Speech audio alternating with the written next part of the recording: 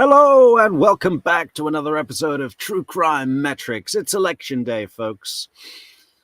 Have you voted? Have you had your voice? You know, I've never voted for anything, you know. I would, but then I'd have to tell people where I am and be on a list somewhere, and I just don't like that idea. People always say to me, you know, hey, Metrix, if you don't vote, you can't complain. I say, really? Watch this. I can complain all damn day, easily. Yeah, but yeah, please do vote. But if you have already voted, watch us. Yeah, if you can't handle one more politician, watch us. Because we're not talking politics here, folks, as you all know. I think if we did a poll on the goddamn True Crime Metrix community, it would be split. And then the whole show would just turn into an election debate. And I don't think anyone wants that. There's places where you can go and do that. It's all good, folks. It's all good. Yeah. And what does my opinion matter anyway? You know, what does my opinion matter? Sticking my beak in. I'm not an American. Okay, what are we doing? We're looking at some old content. Some Dulce Mellender and Cres L'Sai. What a cool name she has, huh? I think her parents must have been hippies. What are we going to call this kid? Let's call her Crescent, as in Crescent Moon. Where's our video today? Let's share that screen. How's this kettle doing? It's not boiled yet, but I think it's boiled enough. That'll do. I don't know why, but this kettle seems to take longer to boil in the day. Maybe it's because I have the door open. Is that how it works? If the atmosphere is colder, does the kettle take longer to boil? That's fine. It's fine.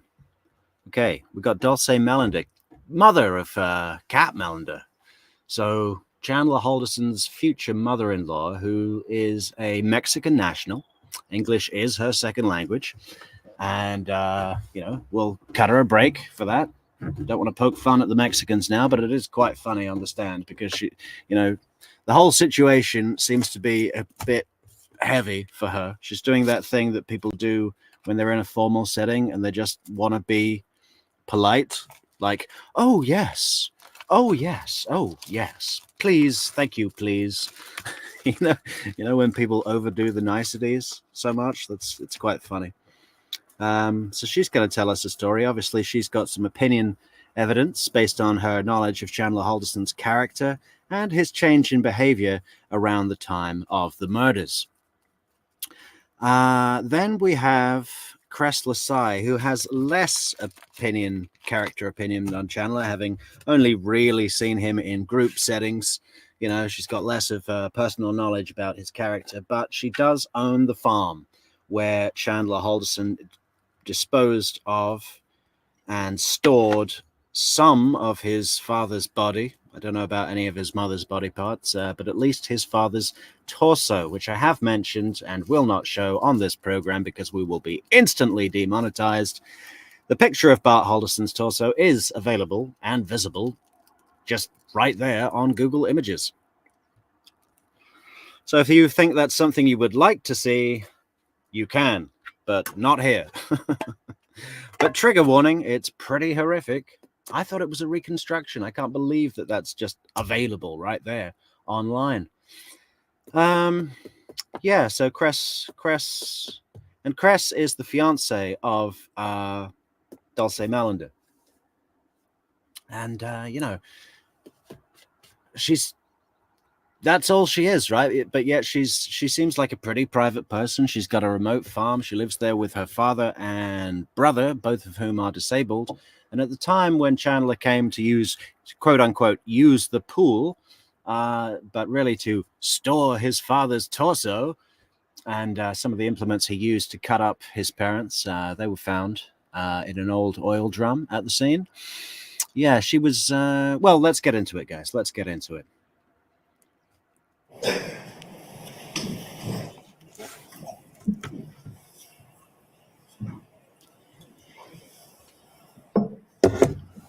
We're gonna have to do a special clip show on the judge. Shit, his name escapes me. What is his name? It's a cool name. It's Judge. God damn it. Well, it will come back to me, but he's one of the most eloquent judges I've ever seen, and perhaps some of you have heard me say before that he reminds me of that gay flight attendant. You know, the gay one, the older gay flight attendant.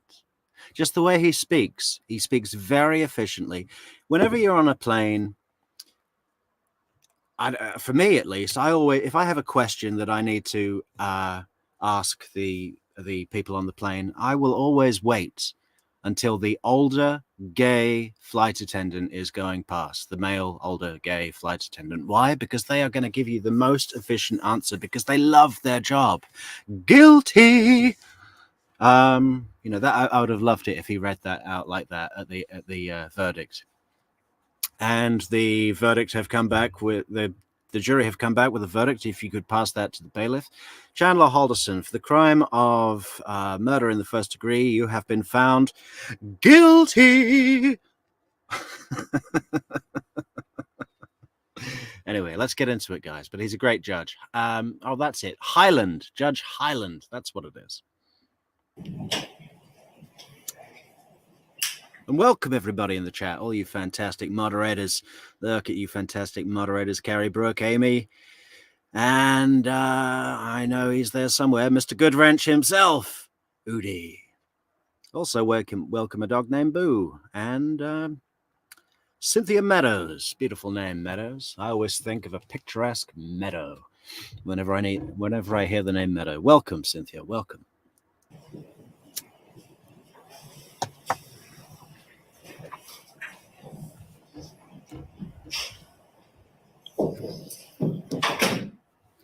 This is also probably the most COVID-restricted trial I've ever seen. The format that they've undertaken to deal with the pandemic was quite funny because anytime that they, when they need a witness to identify the defendant, they have to say, and if everybody in the gallery, everybody in the courtroom, apart from the jury, will lower their masks, 1, 2, 3, replace the masks. Do you see the defendant in the room? It's like, what the fuck? What is that going to do? That's exactly when COVID would escape. Thank you. Please be seated, everyone.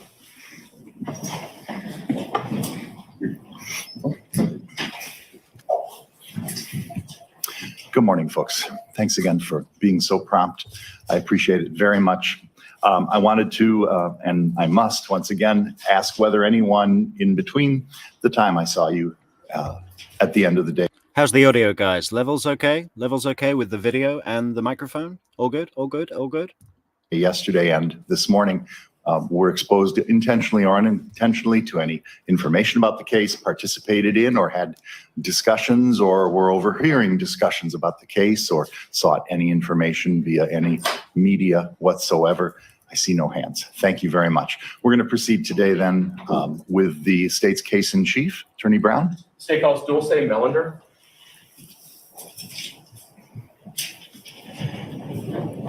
Sweet melon. Who likes melon? Shout out if you like melon. Let's see some melons in the comments, guys. Watermelon, honeydew, cantaloupe. What else is there? Gala. I want to see a list of melons in the comments, guys.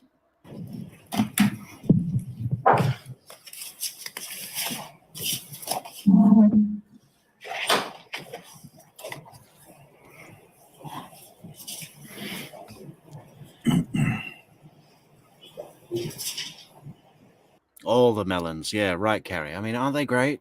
Aren't they just so succulent and juicy and sweet and, just nice? Just nice. Every bite, palate cleansing. What more could you want from fruit?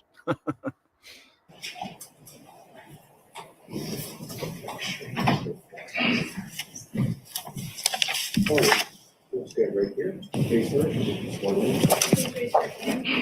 Do you solemnly swear affirm the testimony about you in this matter is the truth, the whole truth, and nothing but the truth?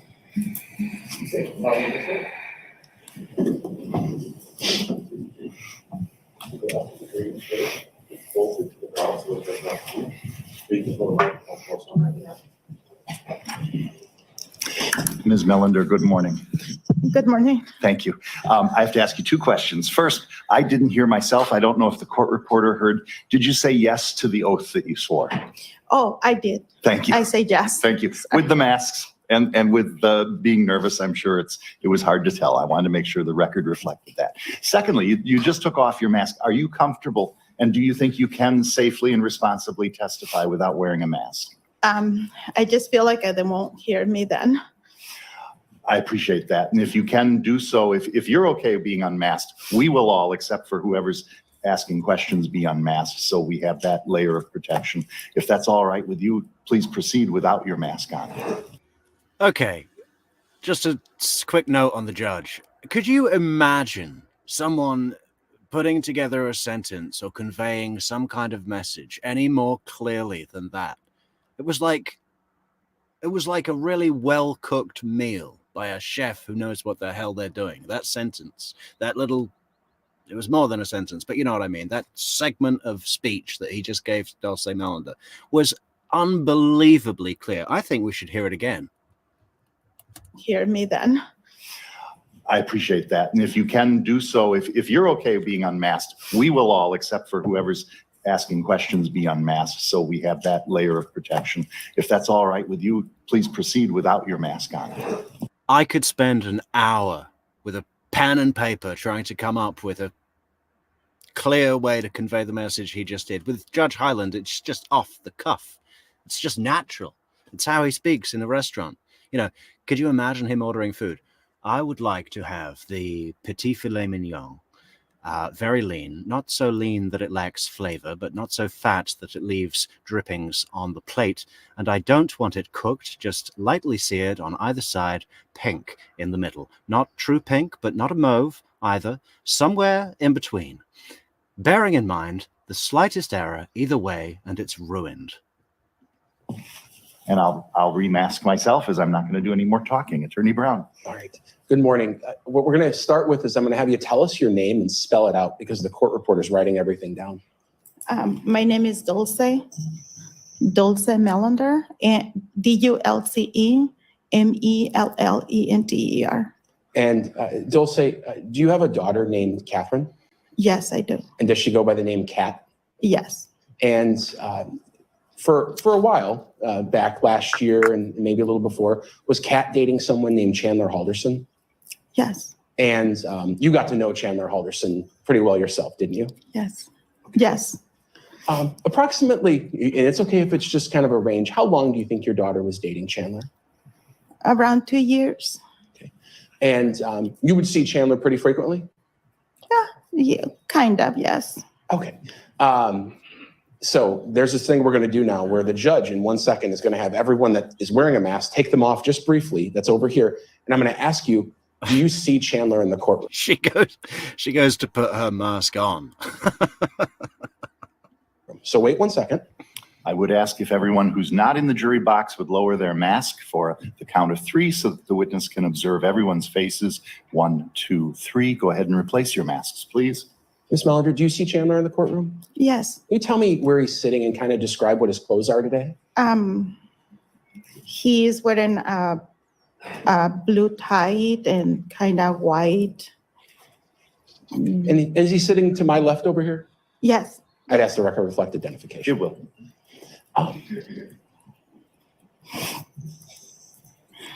Your daughter, in the course of dating Chandler, sometimes stayed with you and sometimes she had her own apartment, right? Yes. Okay. And what types of things would you do where you would see Chandler while they were dating? He will cook, we will cook, or we will be order beat-ups. B-dubs, Buffalo Yeah. Wild Wings? Yes, yes. Okay. What does that mean? B-dubs. B-dubs. Buffalo Wild Wings. W's. Okay. 2 W's. Buffalo Wild Wings. B-dubs. Okay. And would you See, I can figure things out, you know. I've got a brain. see him every day or every week or a couple times a month?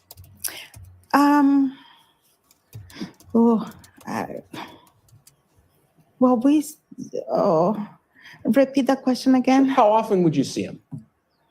Often when Catherine wasn't home, yes. Were you aware from Chandler if he had a job back in 2021 before all this happened? He was working at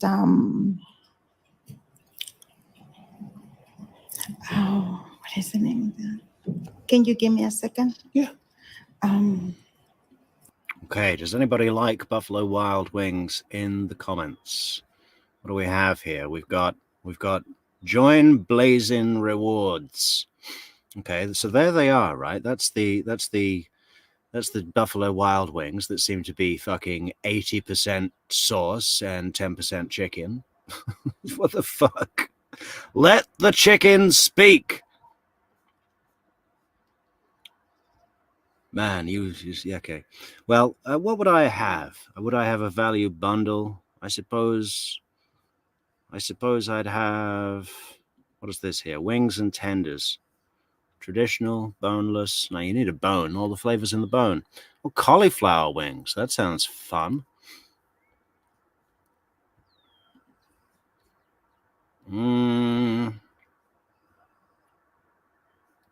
Yeah, I guess I'd go for the traditional wings, get what they're known for. Authentic Buffalo, New York style chicken wings, hand spun in choice of sauce or dry rub. Okay, where's the dry rub? Okay. Sauces. Golden Fire. That sounds good. Blazing Knockout. Mango habanero. That sounds mild and boring. I like a spicy. Okay, back to the show. I'm hungry. It's the middle of the day. He was working at the swimming. I think he was the DNR or yeah. Do you know what he was doing for them?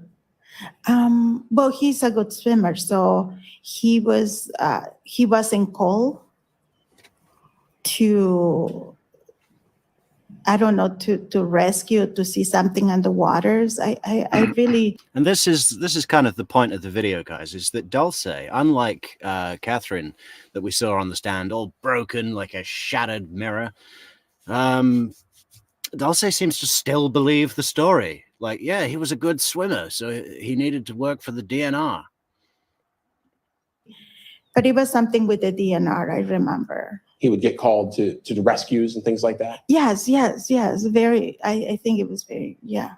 You know what I mean? I mean, it's unclear, and I know that she's nervous on the stand. I know that English is her second language and everything like that, so it's a little bit convoluted all ways round. But to me, the impression I get is that she hasn't decided that, what really happened, that he was lying about all of this. At some point, did Chandler get another job that you were aware of? Oh, yes. I did. Yes. And she's being this super polite thing. Oh, yes. Oh, yes. Oh, yes, sir. Please. Thank you, sir. Tell me about what job was that? No, I'm not saying anything against Dulce. She's very nice and everything like that at all. I don't want to make fun of her, but it's just interesting how she is on the stand. That was the American Family Insurance. And what sticks out to you about remembering about Chandler working at American Family Insurance? Well, I took him out to eat because he got the job, but he had people, a group of people, they were putting on for him. Hey, and Carrie says Metrix merch available, yada yada yada. Listen, if anyone was still waiting, I know that several people have been waiting quite a long time for the merch, and I don't know if I've said this already on the stream here, but I spoke to the company that provide the merch, Teespring, and they said that this is very unusual for them to have a delay, and it's something to do with them switching a third party service provider, and that it should not happen again. Okay. But if anyone who was waiting a long time for their merch, but has since received it, since talking to me, It'd be good to know that. And if anyone is still waiting for the merch, there's a section on Discord called Metrix merch, and you can let me know on there, because I need to get in touch with them again, because also they took ages to pay me, so I'm really pretty unhappy with them always round at the moment, which is a bummer, because I went to them because I thought they were the leaders in the industry. So I'm going to write to them and say, do you want me to stay with you? Because if you do, then you need to be better. And if you need to be better, you need to do something nice. And if you need to do something nice, this is what I think you should do. So it'd be good to hear if anyone's still waiting. But you know what? Somebody, our very good friend Neverly Darlin, sent me a nice package from LA with a book, Wendy's book, and a baseball cap, LA Angels baseball cap, and some, candy. And I'm still waiting for it. It's the customs agency in Portugal's like, well, you need to tell us the value and pay tax. I'm like, well, I've already done that. It's been like a month. Anyway, so everybody's, maybe it's the time of the year or something. I don't know. But yeah, if anyone's still having problems with merch, let me know. And if you've since received it finally, then that'd be great to know that, so that I can tell them. Yes. So you took him out to eat when he got the job? Yes. Where did you go to eat? Oh, Mexican Rositas. He likes the tacos. And was this Tacos! We need a bell for any time so someone mentions taco. I was with Taco up in Madison. We traveled there from Broward, and he told me everything. kind of a celebratory dinner? Did people dress up and things like that? Yeah, he was dressed up really nice. And did Mr. Halderson or did Chandler tell you about the job that he was getting at American Family Insurance? Briefly. It was something about computers. He's a computer guy. And he was dating your daughter at this time? Oh, yeah. Oh, yeah. Were you happy that your daughter's boyfriend had a job? Yes. Was that important to you? Mona Lisa AZ. I don't think she thinks he's not guilty. I think she's confused and doesn't know what to believe. And,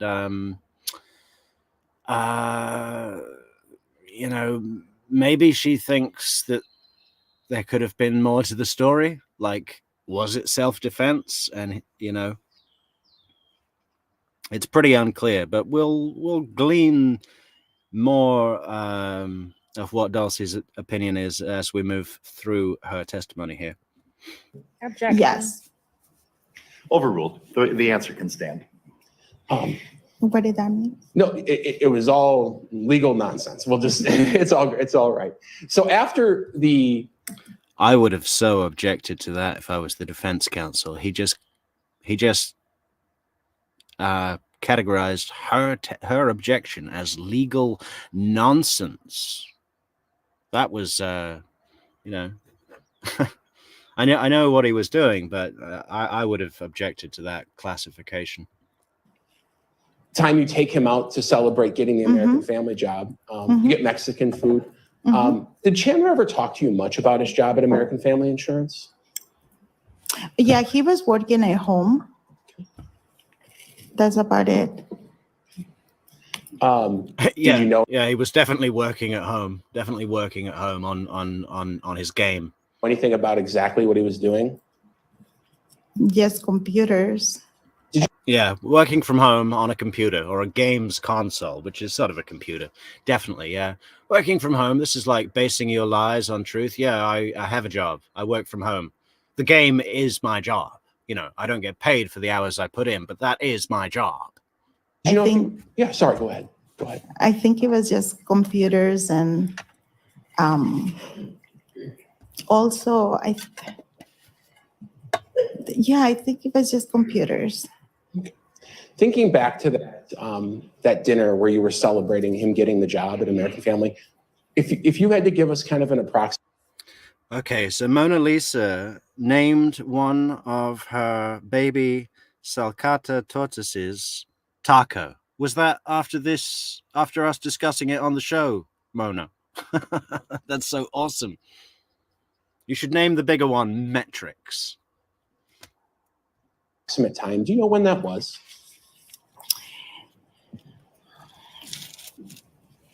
I think it was afternoon, mid-afternoon, maybe. And another tortoise called Tarkov. Oh, Anne-Marie, you crazy cat lady. Yeah, I don't quite remember. What time of the year? Oh, Do you know if it was in the spring? Do you remember at all? It's okay if you don't. no, I don't remember. Who all went to that dinner? Just him and I. Oh, okay. You two together. Yes. Okay. I asked him to meet me there. Whose idea was it to go out? Mine. And because he had gotten the job? Yes. And you paid for dinner, I would imagine? Yes. Yes. Well, Chandler's not going to pay, is he? What's he going to pay them in game tokens? I'd like the bill. Can I send you some game tokens through my Venmo account? So other than knowing he worked on some computer stuff and for American Family, did you know anything else about that job, really? Well, he wanted to do the solar panels, but I don't know. I don't know. The American Family was getting him for the solar panels, but I know he was very good in computers.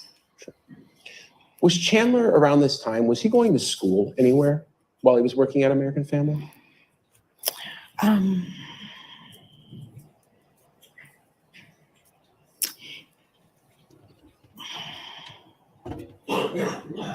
He was having, he was doing a credit because he was going to UW. So he was needed a credit to go to the UW, I think, because Catherine's, I think. Did Chandler talk to you much about going to school and what classes he was taking? No. It was one class that he needed to graduate. He was about to graduate. I think so.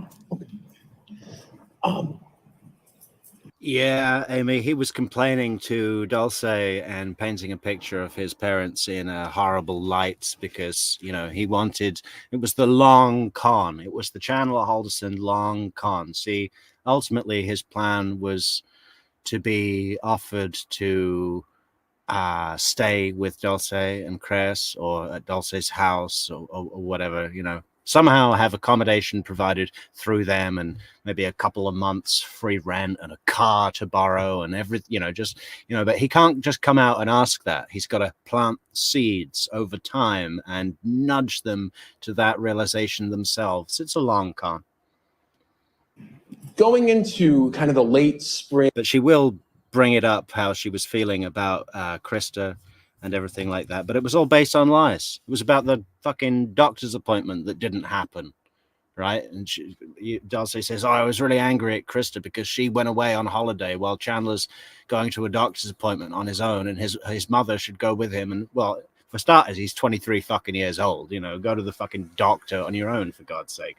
You need your mother to go to the dentist and hold your hand? Or wait the fuck? Of last year. So May and then into June and maybe the summer and into July, just before everything started bad happened. Did Chandler get a new job somewhere else in the country? Your Honor? Yes. I'm sorry, but can we approach real quick? Okay. We're going to have a conversation that nobody else can hear, so we use this white noise.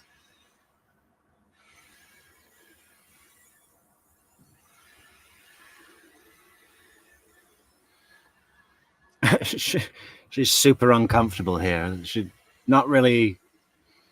Can I? That's hand sanitizer, though. We're not going to drink that. Yeah. Here. No, we have a bottle of water, Judge, right here. Oh. Sorry. They make these look like water bottles. I know. We got to get rid of them. Oh. Man. Okay. I must take all the sanitizer. Imagine Kat looking at this. Oh my God, my mother's on the stand and she's about to drink that hand sanitizer. I agree. I don't think anyone wants to see their mother on the witness stand.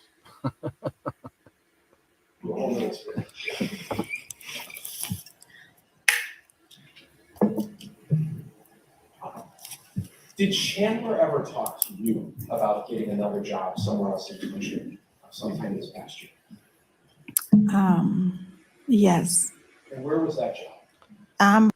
So rubles are the main currency in Escape from Tarkov. Have you played this game, Anne-Marie? Because we've been trying to understand at the True Crime Metrix studio what it is about the game that is so addictive. Because apparently it's not just Chandler that was just so immersed into this this game. I've found some posts on Reddit from other gamers that haven't murdered their parents but have questioned how all they want to do is this game. And I know that happens with other games, I guess, but it seems that there's an extra hook with this Tarkov game, and we're trying to understand that at the Metrix studio. Maybe you could tell us about the game.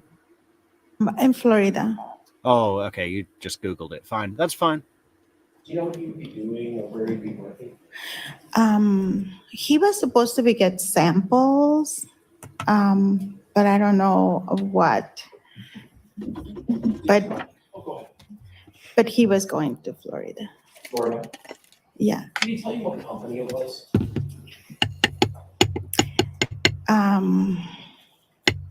The very pricey cars.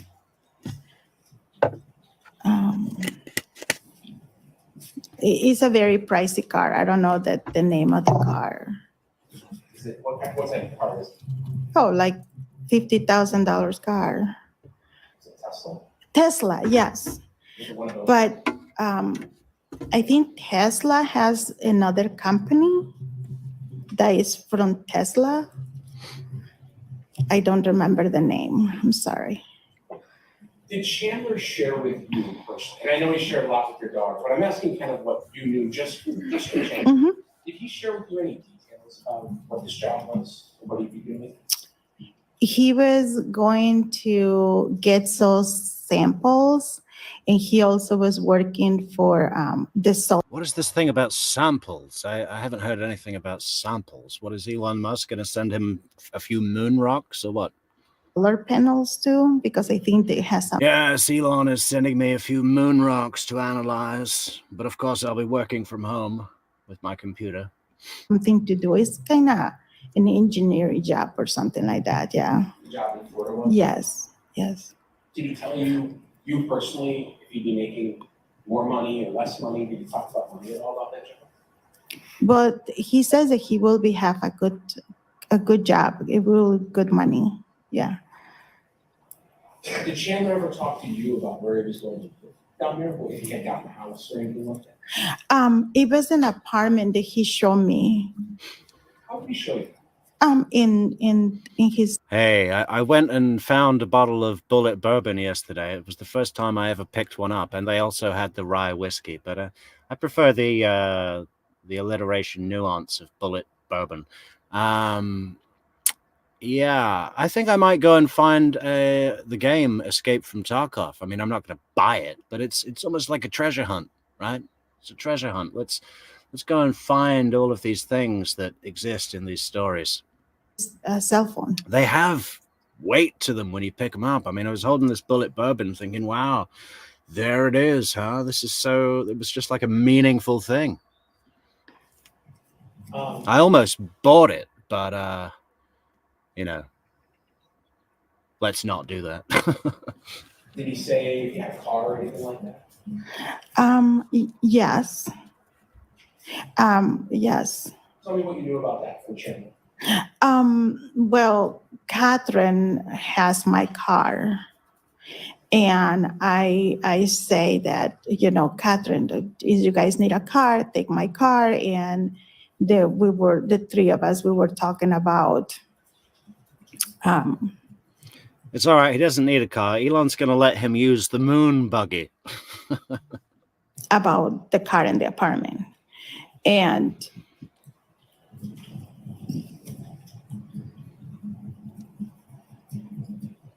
I'm sorry, it's just a bad burp. And Bad burp. he he says there is cars over there. They are very cheap because older people there, they're kind of, they don't drive anymore, or they're past, and then they have cars in there. So he was ordering the car, and I I have never heard about this gap in the economy, all right? So apparently if you want to buy a car in the States, you got to go down to Florida because there's all kinds of old people there who don't drive anymore. So apparently they just let their cars go for half price. I mean, that is ridiculous. That's not how commerce works at all. say that I will sign my car for them can sell it and then can buy maybe 2 cars. Oh, and then he will Yeah. He's like nudging in this direction now. You see, yeah, if we sell your car and we keep the money, we could probably buy 2 cars. Or just pay for my living expenses while I do nothing and play the game for a month. he will say, oh, I will take care of it. So you mentioned your daughter. Was your daughter going to go with Chandler before from what you knew? Yes. And did Chandler talk to you about that? About having Catherine go with him? The day that he brought Catherine home because she have an injury in her back, he did. He basically asked me. Your permission. Yeah. What did you think about that? I was very worried. Why? She's my only daughter. I was uncertain. You're uncertain. Yes. I'm going to start asking you questions about kind of the 4th of July weekend, okay? You remember the 4th of July weekend that we mentioned last year? Oh, yes. Yes. From the 4th of July weekend, there were some plans to get together, right? With Catherine and Chandler and other people, right? Yes. You were living here in Madison at the time, right? Yes. But is it your fiance, Yes. Cres, Yes. has a farm kind of in a rural area of Dayton, right? Yes. So it's Cres's farm, but you're engaged in this. Yes. We got engaged in May. In May. Yes. And Cres lives in that farm with her, the elderly farm. Yes. You go out there. I live part-time there. Yes. Judge, sorry again, but can we approach? Same.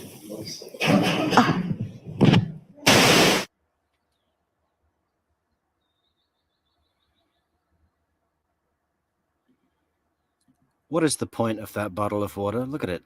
I mean, a thimble bottle.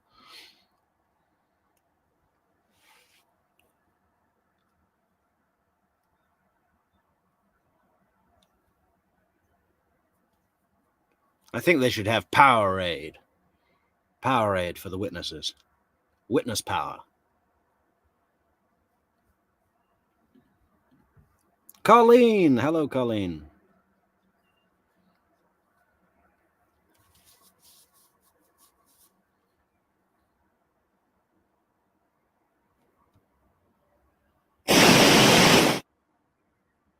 Yeah, we'll be back tonight as well, I think, Colleen. We've got some catching up to do with this case. So tell me about what the plan was on the 4th of July.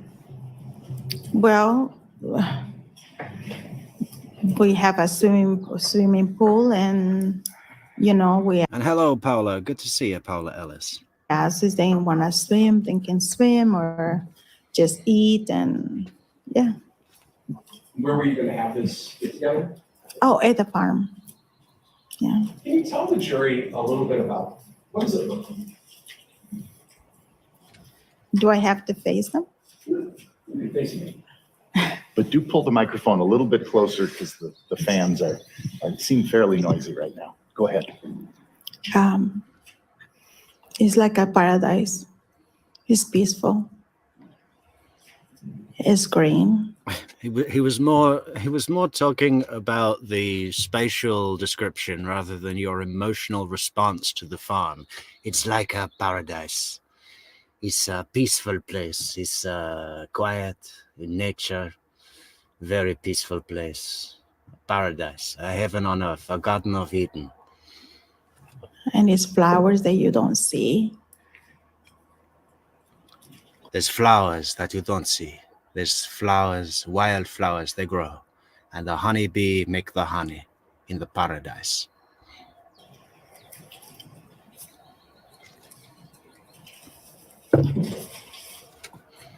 It's just beautiful.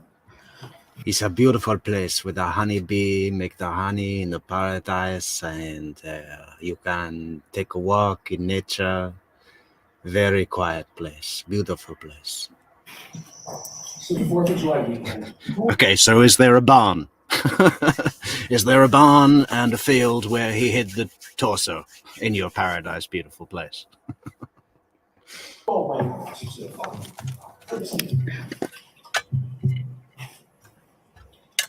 Chandler, Catherine, James,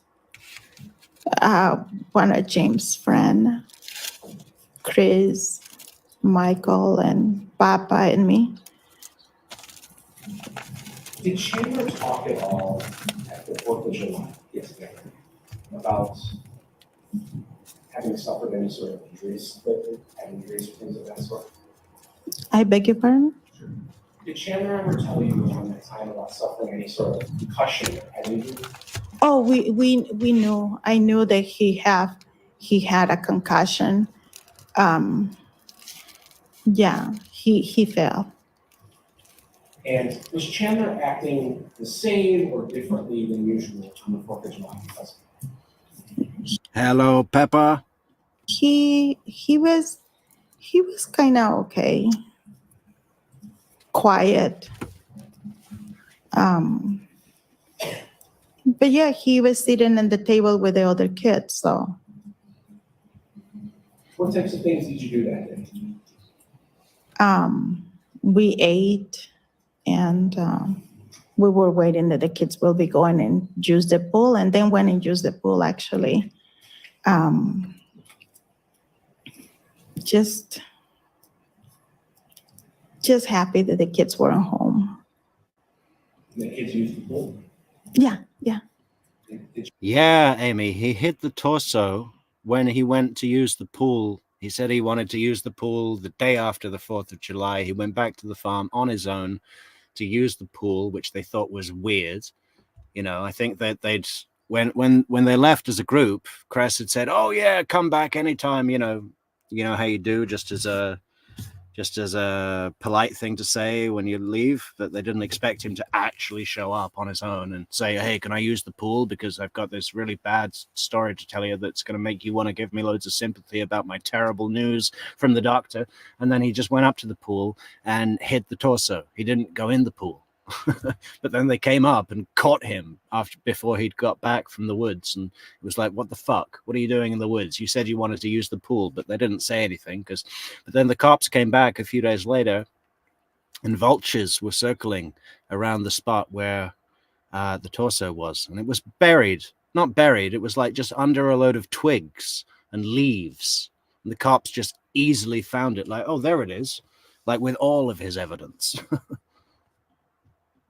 Catherine and James' friend used the pool. Yes. I don't know if Chandler got into the pool, but I think Chandler always was cleaning the debris. Yeah. Cleaning the pool? Yeah. Yeah, I never trust that guy. You know, that guy who doesn't get in the pool when you're all in a group at the pool, and that one guy is the guy that's walking around with that big, long skimmer. Several occasions I've identified that guy in my life, and I keep my distance. Why are they doing that? You know, it's just, I don't trust. Yeah.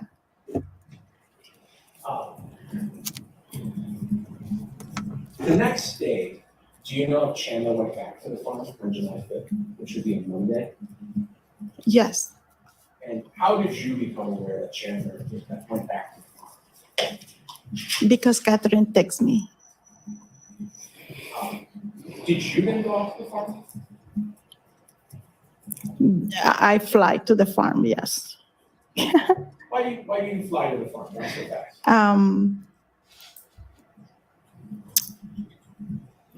I was just worried.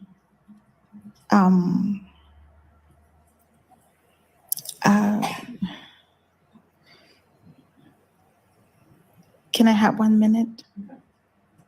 There's another bottle of water around the corner. Oh. I know there's a small. Leslie B. Do you want to take it? How you doing, Leslie? All the way from Tennessee. Good to see you, Leslie. Yes. Do you need a break? Yes. Yeah, we're online midday today, but we're going to be back later this evening with our regular hour. Just had to get in one more show today. Got some catching up to do with the Chandler Halderson testimony coverage. Do you think that you need more than just a few moments outside of the courtroom? Just a few minutes Okay. right now. I'll go ahead and excuse the witness. Don't talk about your testimony with anyone, but you can go back to where Ms. Brown is in the vestibule. Go right this way. You forgot your mask. I'll grab it.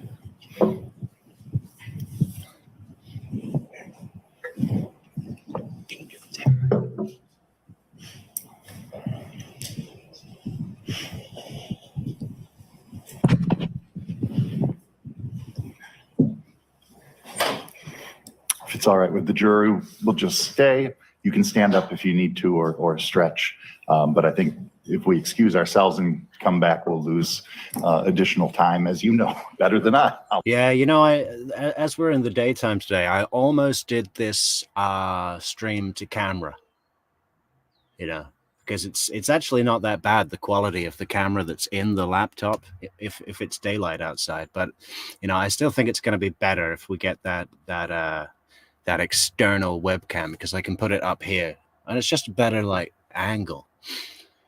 Yeah, there's kind of a mixed opinion around the viewers. Like some people say, oh, you should totally be on camera, you'd get more viewers. And then other people say, yeah, but we really like the mystery of Metrix, like Roberta Glass is never on camera, Fancy Fiction's never on camera, you know, some of those big players out there. But I think it'd be funny. I think it'd be funny. Plus, we have the dog. So we're this close to getting our camera sorted out, guys. But if you would like to support the channel and help us get that equipment, buymeacoffee.com is a fantastic way to do that. Link in the description, or you can just type into the browser buymeacoffee.com/True Crime Metrix. Great way to support the channel. We've changed the icon to candy, but I think I'm going to change it back. Where is our icon? Let's have a look. Let's have a quick look, because we can put anything we want. You know, we could say, buy me a bottle of Bullet Bourbon, which we found yesterday in the liquor store. View my page. Yeah. So we changed the icon to this candy because I ran out of sugar the other day and I needed some candy, but I think we should change it back. I think it's confusing to some people because they go, hey, let's buy him a coffee. And then they come and there's no coffee. There's just candy. So what is it? Is it candy, coffee? What? I don't know. But anyway, this is a great way to support the channel, guys. Link in the description. Thank you very much. Remember to leave a like on the videos, share, subscribe, leave a comment. And yeah, thank you all. How long it can take.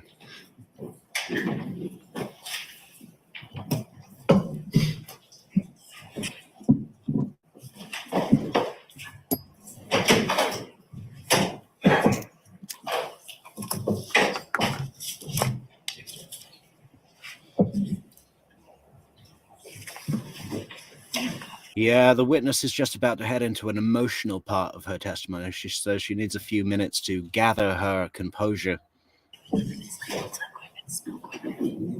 I find the state seals really interesting. I'd like to learn. I was reading about the Florida seal, the seal of the great state of Florida the other day, and it's like, it's amazing, you know, the story of why the seals are the way they are. I think we should do a study on every single seal from states where we cover crimes.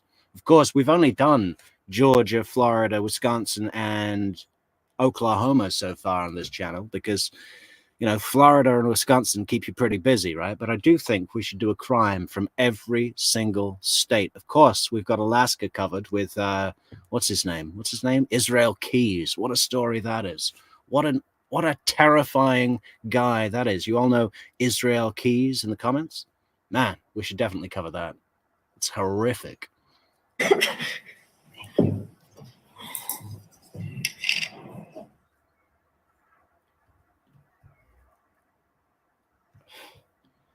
Enigmatic. I like that, Emery. Thank you. I try to be.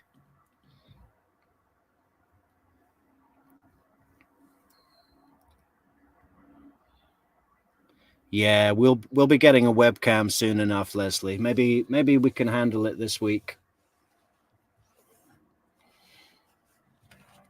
That Chandler can wait by the driveway because my fiancée sometimes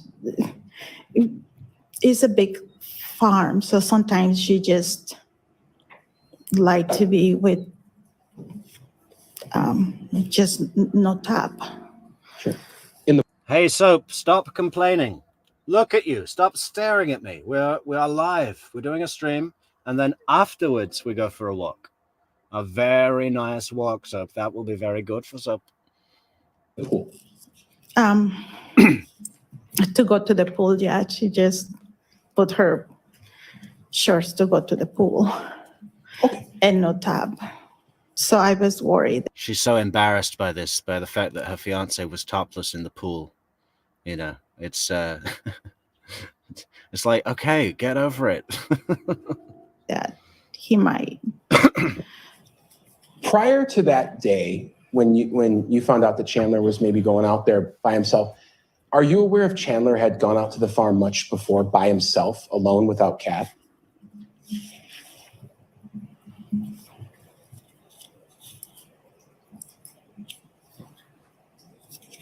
So the better question is, do you know if Chandler usually went out there by himself? Oh, no. No, Chandler will never go to the farm without Catherine. So this would have been the first time that you're aware of? Yes. So you drive out to the farm. You flew out there, I think you said. Yes, because I was worried that Chandler will be. Hey, call out to our resident Spanish speaker in the comments, Amy. Is that a Spanish thing to say, I flew somewhere, if you went in a rush? Like, what would we say in English? We'd say, I can't even think. What would you say? You'd say, I zoomed right over. Had the shock of his life, seeing my partner. When you get there, do you talk to your partner, Cres? When I got there, it was Chandler and Chris talking on the porch. You know what they were talking about? Did you overhear it? Hey, thanks so much, lovely Carrie Brooke, in the comments for the coffee over on buymeacoffee.com. Thanks for the support, Carrie.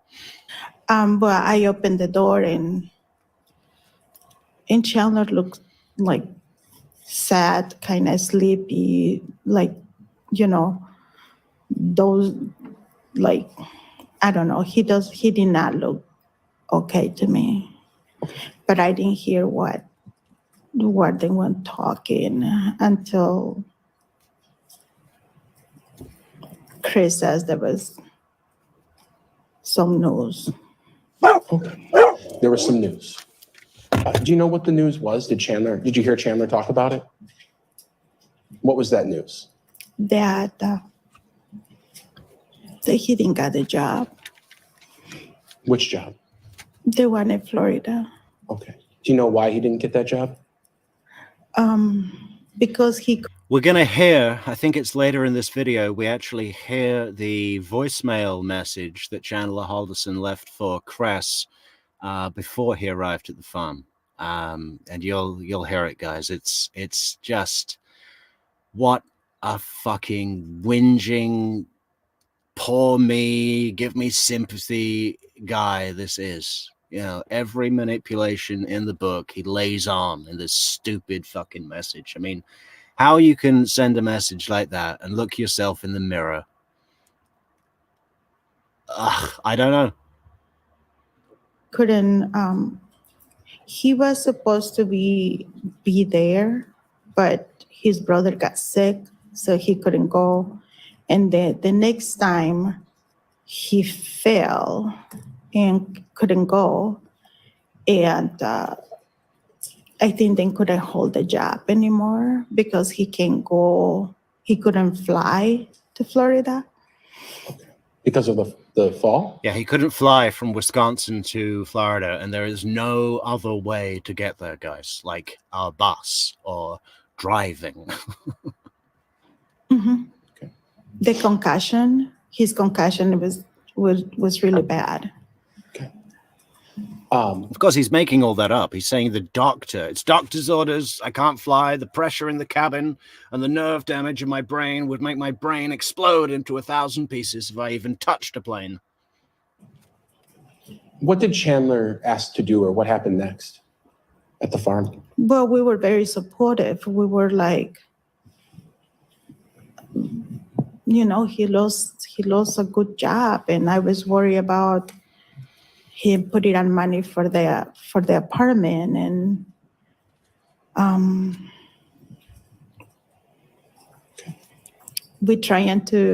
Chris and I were trying to find out how can we help him because he looked really, really like down. And just imagine it from Dulce and Cres's perspective, right? Here's this kid, important boyfriend, you know, of her daughter, and this poor kid, Chandler Halderson's, he's had this terrible accident. The doctors told him he's got to have a colostomy bag down the road, and his legs are never going to be the same, and you know, he's having trouble with numbers and everything. Meanwhile, his uncaring parents have gone on holiday to their cabin and left him to deal with all the household chores. And SpaceX have called him up saying, listen, we can't hold the job forever, and you're going to lose it because, you know, you're supposed to be here for training, and we've got to move on. And, you know, it's just like they would have laid on so much help financially, accommodation. Here's my car, you know. He's got it all set up, right? Did you all stay together, or did some point Chandler go somewhere else on the farm?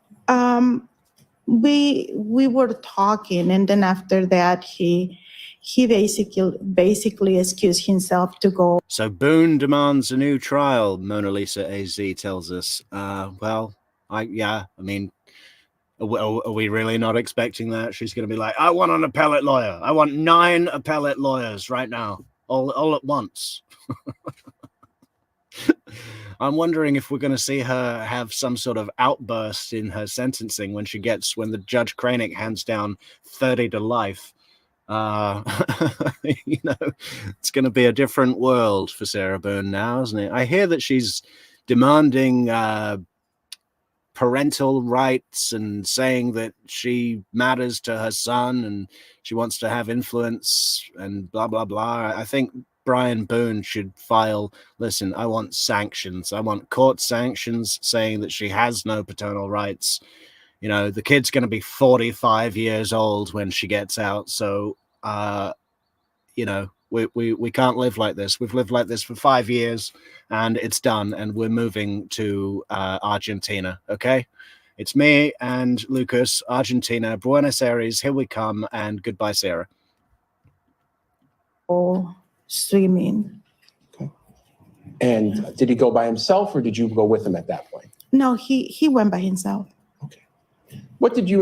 He'd have definitely killed Kat if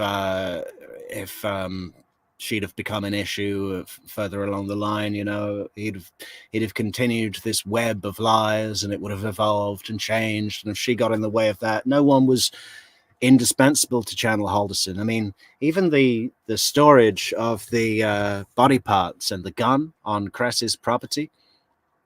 I mean, was that? I mean, he was he was disposing of body parts in other places, presumably in Wisconsin River, presumably, in remote areas of Wisconsin. There was that bag of stuff, bloody rags, that was just by a street signpost somewhere on one of the back roads. I mean, it's not like he needed to put the body on Cres's property. Was he trying to frame Cres? Like, yeah, I think she did something with my parents. It was her. Cres do while Chandler was swimming? We were trying to figure it out how to help them, how to help him. He just got a concussion. I was very upset with Krista because why? Not everybody, Leslie. We just covered Anthony Palmer on this channel a few days ago, and he gave up his rights for appeal and just took his fate and was murdered in his cell about 6 months later, or whatever it was, soon after. She was in to taking him that day. He has a doctor's appointment. He thought his mom should have been there. Yeah. So we were talking about, as a mom, I was very upset with Hi, Spacey. How you doing? his mom. How long? She was at very some point- upset with his mom. This is another thing. Let's just go back a few seconds because I get distracted. Concussion. What did Cres do while Chandler was swimming? We were trying to figure it out how to help them, how to help him. He just got a concussion. I was very upset with Krista because She was very upset with Krista, guys. She was very upset with the most doting mother that there is in history. I mean, both of her boys went down. Mitch got diabetes diagnosis just recently. Before, that's what gave Chandler Halderson the idea of like, hey, look, my brother is ill, and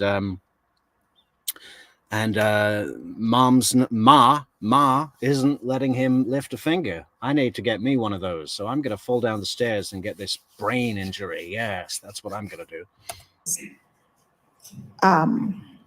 why she was in to taking him that day. He has a doctor's appointment. He thought his mom should have been there. Yeah. So we were talking about, as a mom, I was very upset with his mom. How long? At some point, did you go down to the pool to check on Chandler with Cres? Yeah, we were. Okay, Patricia Burns is in the house. Get ready for some hilarious comments from Patricia, guys.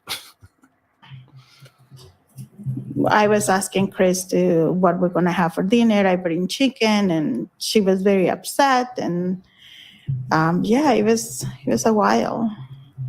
How long do you think it was before you went down to check on Chandler at the pool?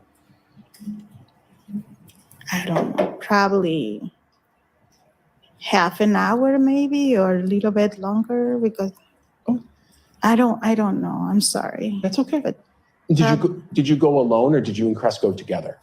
No, we got together. Oh yeah, of course. And how did you get down to that area? We use a little car where we mow the lawn. A lawnmower? Yeah, lawnmower. So I basically inherited the lawnmower that Papa used to use, and so we, like a two grannies going. You were both on the lawnmower? Yes. Okay. Yeah. There is something funny about that image, isn't there? Like a two grannies on the lawnmower. Did you drive down toward the pool? Well, we drove to the pool. Yes. Tell me about where you went as you were driving. What do you mean? Yeah, where did you go first when you started driving down to the pool? Well, we went to the pool. It's on a little hill. So we went, and we didn't see Chandler swimming. We didn't see anything. So we turned right, and, we saw the car, and I thought he was sleeping. Where was the car in relation to the pool? Was it close or farther away? Oh, Would it help if I showed you a map? oh yes, A photo? sure. Okay. Or a photo, yeah. I have a huge photo of the farm. Oh, Okay. I'm going to show you. I told you it was big. It's number 57. Is that the farm? From above? From like an airplane?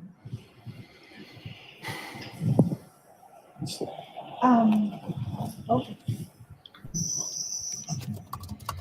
Yes, that is the shed. Mhm. Yeah, so the house, you cannot see it because it's a lot of trees. Sure. But can I point it? Yeah, so here's what I'll do. Does this look to be like what the farm would have looked like back in July, except for all of these police cars that are kind of involved? But otherwise, is this what the farm looked like? Yes. All right, I'll move 57 into evidence. Any objections? No objection. It is received. It may be published. All right, so I'm going to move this a little bit closer to you, okay? Okay. And you can stand up if you'd like. How about if you could you point, where's the driveway meet the road? Where's the entrance to the farm? Right over here. Follow it all the way down and Now you can see it. right there. All right, I'll hold on to this. Over here. And where's the house? Can you point to that? Oh, great. You can kind of see the roof. Yes, that is the house. This is the other shed. And where's the pool that we're talking about? Okay. Now, if you could, kind of standing off to the side so these folks can see you, if you could point to, maybe just take your finger and trace the way that you drove down to the pool on that lawnmower. We always drove this way. Okay. And the pool is here. Where did you say you saw Chandler's car?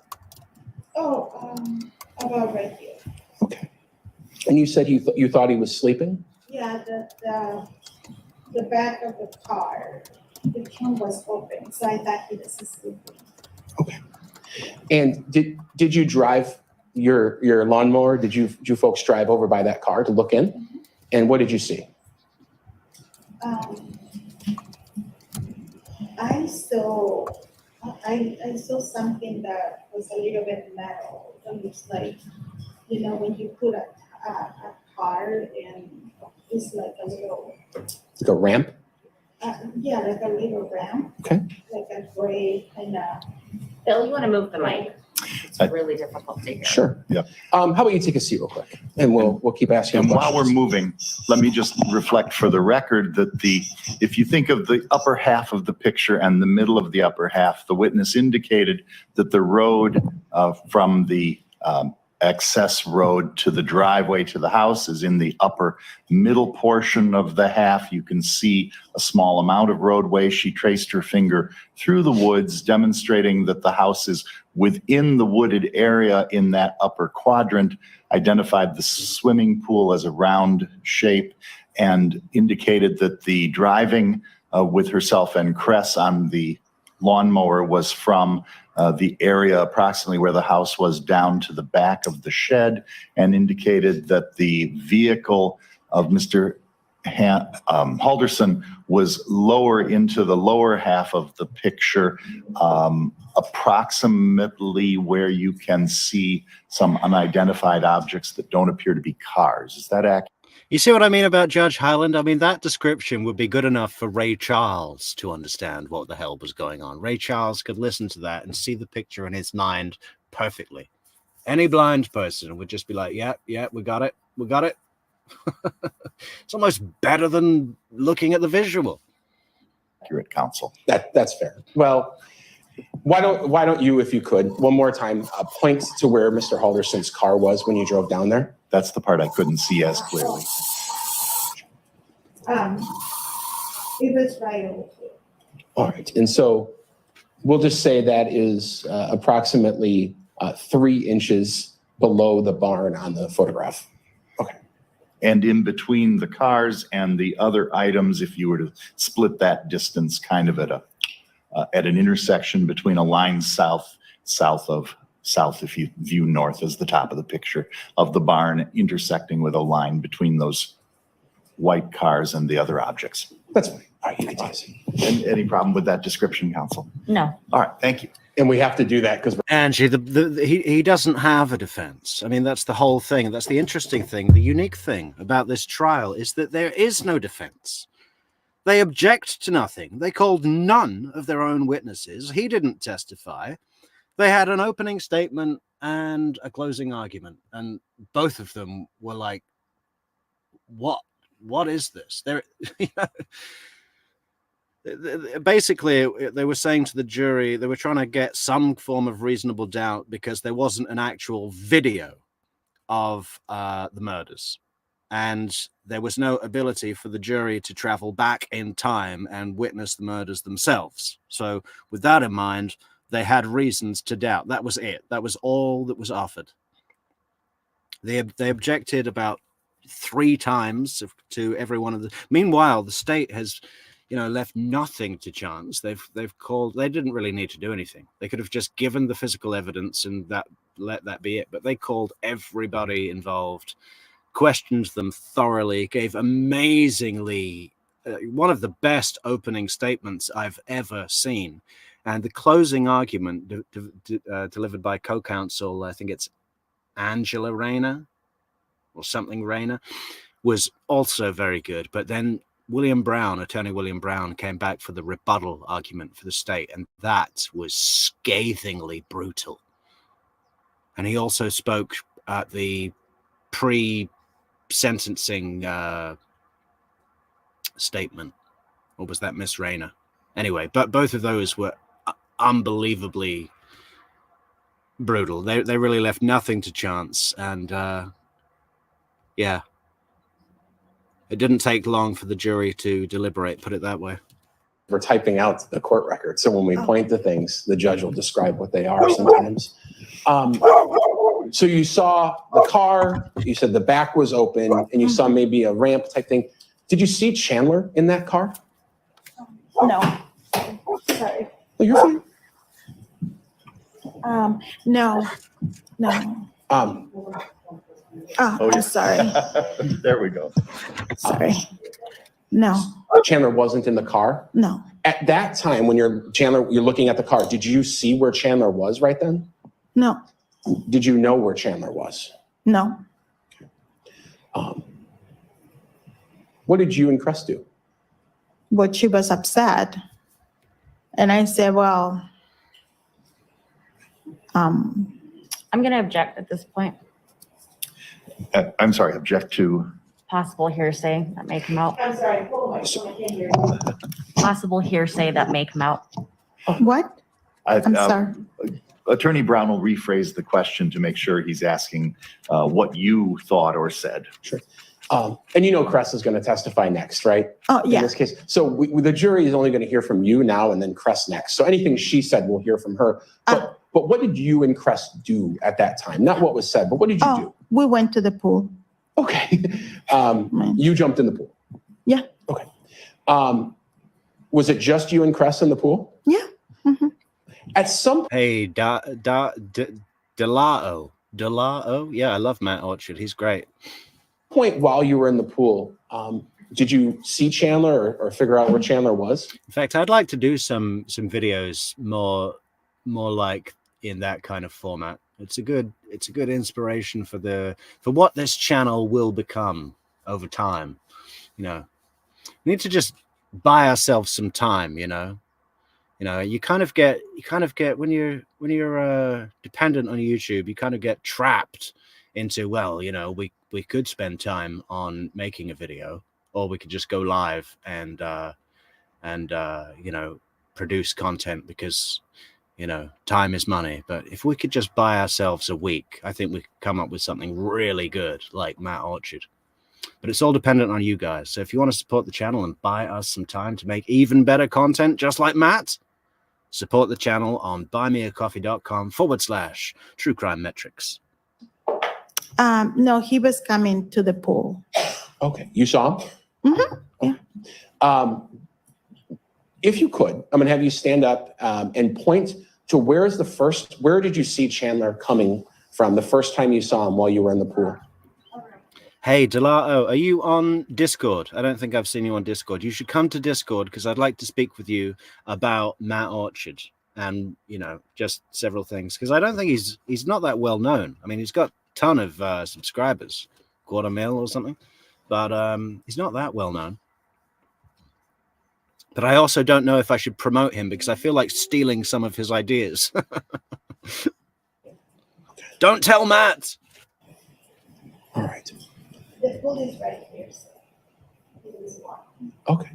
And did you see where he'd come from before that?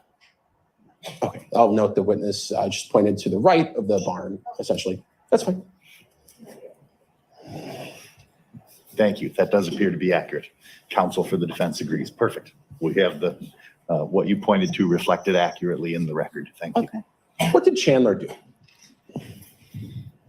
Yeah, Delato, there's a link in the description to Discord. And yeah, no, it'd be good to just accept the link, accept the invitation, and then add me as a friend, and then talk to me about Matt Orchard. Tell me what your #1 Matt Orchard video is, because yeah, I need to like dissect that. I really do want to have a look at, you know, his format and try and build that into stuff that we do on True Crime Metrix. I do speak with Matt on occasion, but I'm sure a lot of people do because he's great. But yeah, fresh out of New Zealand. You saw him coming. Where did he go, or what did he do?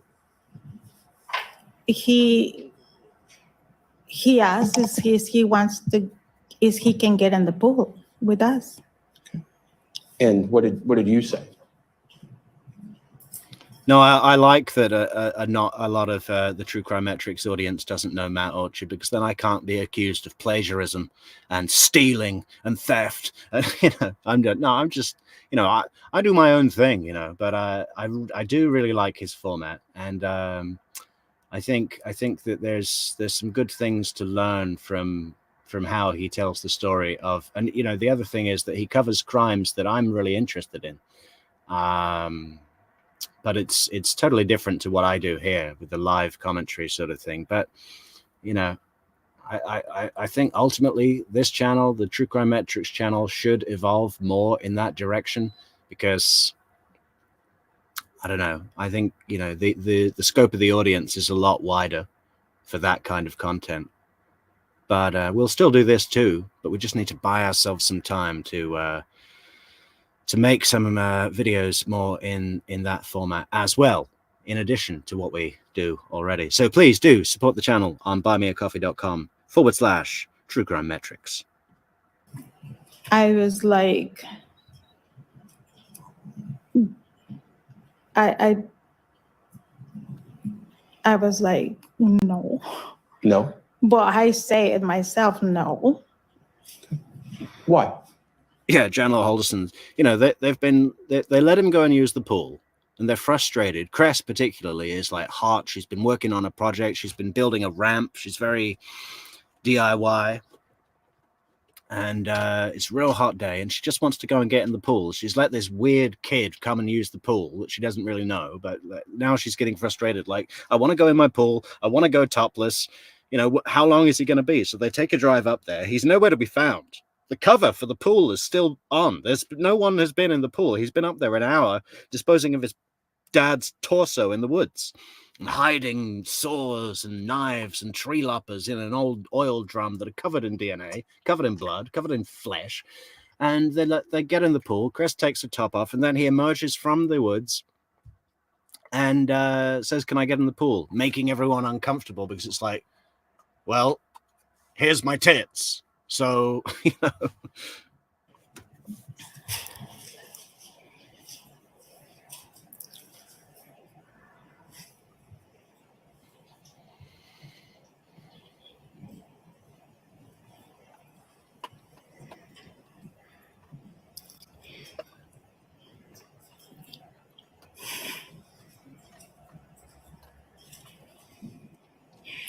Because Chris didn't have clothes on the top.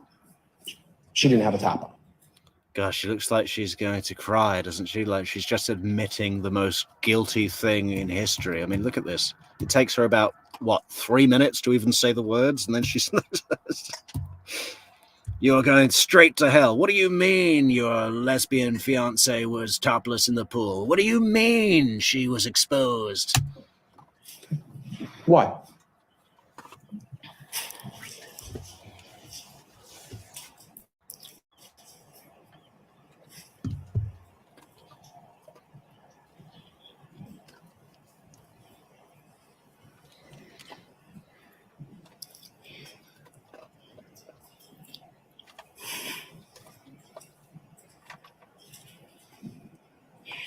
Because Chris didn't have clothes on the top. She didn't have a top on. Okay. Did Chandler, what happened next? Did Chandler go away? Did he get in the pool? What happened? He got in the pool. Okay. What did Chandler do once he got in the pool? He was just, he was looking,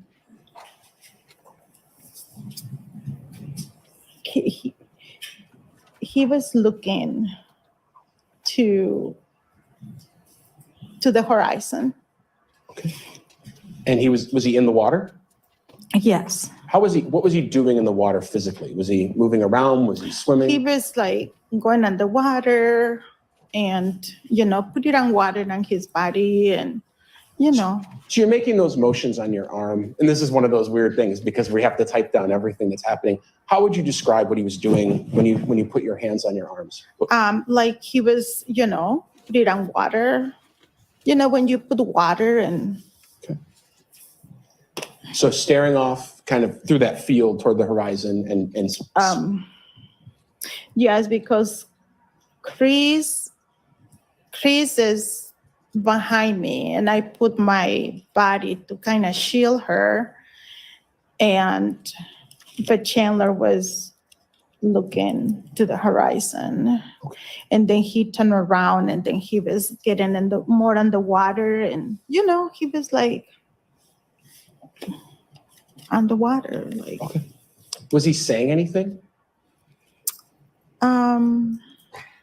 Not much. Okay.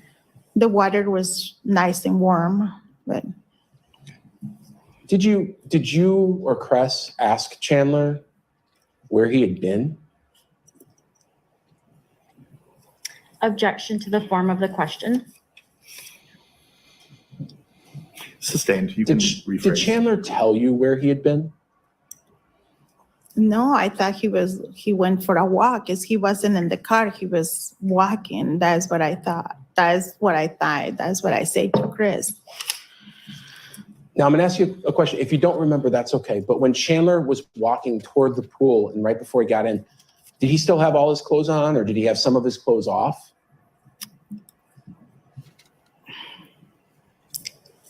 He had his shorts on, and he didn't have his. I think his shirt was. Oh. So tell me if I'm remembering this correctly. You see him coming to the barn, not sure, gets up, he stares, and a water himself. Mm-hmm. Yes. Did he tell you anything at all about what he was going to do next or what his plans were that day? Yes, he was going to my place because Catherine was making his favorite. And we asked what was his favorite. And he says McDonald's. He said he's going to go get McDonald's. McDonald's. That's just to complete the fucking picture, isn't it? This stupid kid. Yeah, his favorite food is McDonald's. I bet he's one of those guys that gets excited every time that they fucking release a seasonal special. Hey, have you tried the new Tex-Mex barbecue double Whopper Monterey Jack cheese, blah, blah. You know, I don't know. I'm one of those guys that anytime that I do eat McDonald's, which is as little as possible, it's always exactly the same thing. Quarter pounder. I don't get excited by the fucking stupid new burgers that they bring out. And I hate people that do. I say Catherine is a lazy. She should not make McDonald's. Kim! How you doing, Kim? You thought your daughter would cook something better. I'm like, yeah. I mean, they always cook good food in the house. Sure. How long were you in the pool with Chandler? You and Cres and Chandler, how long did that last? I don't know. Probably, I don't remember how long, but I mean, we were still, I think maybe 15 minutes, maybe. Do you know how it ended? Did everyone get out at the same time, or did No. how did it end with Chandler at least being there? Chandler, after Chandler, went and swim for a little bit. He didn't swim because he didn't even wet his hair. After he went and just splashed himself, then he get out of the pool and then I feel more comfortable, and so. Chandler left at that point? Yes. Um, Well, he has to go back to pick up his car. Sure. And did you see him after that, or did he leave at that point after he got his car? No, he just went, got his car, and then drove off, and we just waved him. We was very happy that he came, but which was strange because Catherine wasn't with him, but.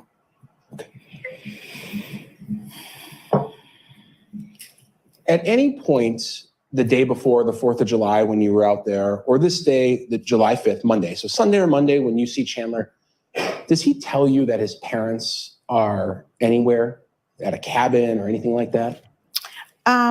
Yes, he says that they were going up north, went up north. But that was Sunday. Okay. They already left, and I already knew because, I already knew. Did Chandler ever express any concern to you about where his parents were? That he was worried about them at all?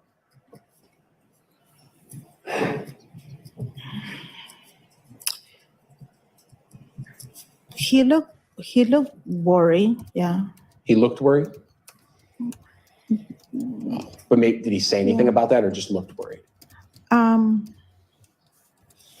No, he didn't say too much about it. But on Tuesday, that was different. Right. And we're going to go there in 1 second, but one more question about the July 4th and July 5th when you see Chandler out at the farm. Would you describe the way he was acting, his behavior? Objection, leading. We'll hear the full question. Would you describe his behavior or the way he was acting? Was that normal for Chandler? Was it different than usual? It was a little bit different. Okay. What do you mean? On that Sunday? Yeah, let's talk about Sunday or even Yes. Monday the next day. What do you mean by different? Sunday when he was kind of okay, and with the kids, because the kids sit down in the same table, and they were interacting, but for some reason Chandler was a little bit more quiet in a way. But he was, and he looked kind of also sleepy. On the 4th of July? Yeah. What about the next day? Tired. The next day, I'm sorry, I just thought that Chandler was so depressed that he probably took his mom's pills because she had cancer. So Objection. What? May we approach? Okay. Hold on 1 second. We're going to talk again.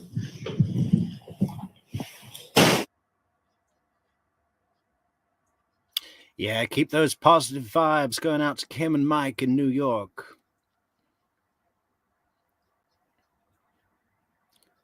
Sackett's Harbor.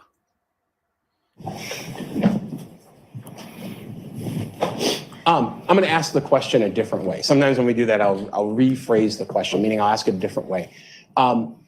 You've talked to police a lot in this case, right? And told them what Right. happened? Right. Fair to say that you described that day, the 5th, when Chandler was out there, that he was acting kind of dopey and just way different than usual, maybe. Right. Okay. Now, after this day is over and Chandler leaves, that's the 5th. So you saw him on July 4th, 4th of July. Everyone's out. July 5th, he's out using the pool. Patricia Burns is going to a bonfire of record-breaking proportions in a rough area of where she lives, and it has an effigy the size of the Rio Jesus statue, of a pig in a police uniform on top. That tells me that you live in Manchester, Patricia Burns. Is that correct? I think in Manchester they just set fire to a pub. I wonder if I've got that right. Are you in Manchester, Patricia Burns? You see him a couple days later, right? Tell me about that. The next day? Yeah, Well, it was Tuesday, so we had beat-ups. sure. Is that your normal thing? Yeah. You have some Buffalo Wild Wings that day? Yeah. That's a family thing. Yes, Chandler, James, and Catherine and I, we like beat-ups. So we always buy what my son likes, what Catherine likes, what Chandler likes, and what I like. And it's just the 4 of us. And that was on Tuesday? Yes. Because it's buy one, get one free, isn't it? I think so. Yeah. I think so too. And you've mentioned James a couple times. James is your son. Yes. Okay. That's correct. Merseyside. Okay, well, just northwest. I got it down, man. And this was at your house? Yes. Okay. Did Chandler say anything? In Merseyside, they just set fire to the police station. And now, again, I'm only looking for things Chandler said to you, not James or Catherine. They're, that's a different thing. But did Chandler say anything to you when you guys were doing the Buffalo Wild Wings night about his parents or where they were? He was just worried because he wasn't here from his parents yet. Okay. Did he tell you anything more about that? No. How was he acting on this day? Tired. Sad in a way, maybe. Okay. At some point, did you find out? Tired and sad. Tired, yeah, how he was acting tired and sad. He was going on about his legs and his evil parents and, just... That Bart and Krista Halderson were missing. Like the people were looking for them and they didn't know where they were. Well, 2 times it was brought up that they were missing. And on Tuesday, I questioned myself how they're missing. And I questioned saying, I will say that I didn't hear from my parents, or my parents hasn't called me, or I would not say missing unless I know they were missing. Okay. And I know other people may have, but did you personally talk to Chandler about filing a police report or what to do about his parents missing, what actions he should take? No. Okay. Did you know Bart and Krista Halderson very well yourself? No. I just know what Chandler told me. Okay. Yeah. And Catherine, of course. Sure. Yeah. Okay. I'm going to take a break now for just 1 second. So if you want to get a drink of water, but it'll just be about 30 seconds. Okay. Can I do something? Sure. Counsel, the witness would like to use the restroom, so I'm going to excuse her to go do that as you consult, and then she'll come right back. God, she's only been on the stand for 40 minutes. I mean, she already had a break. She's got to go to the bathroom now.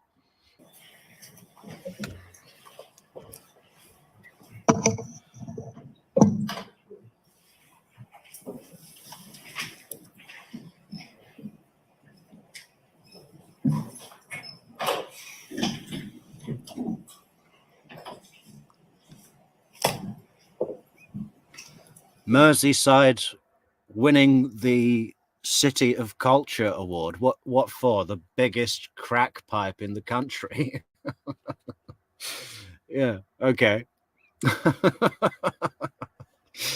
Yeah. The cheapest hookers around.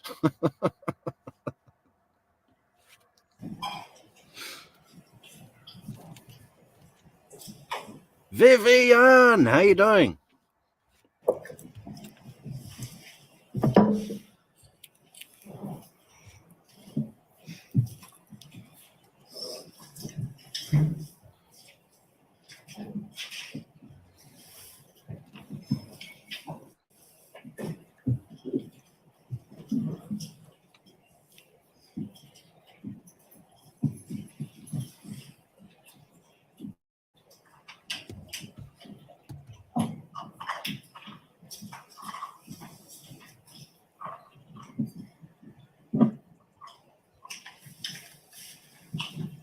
I love it when the camera goes to the defense table because it's like, what are you guys here for? What is your function in this process? I'll just leave this.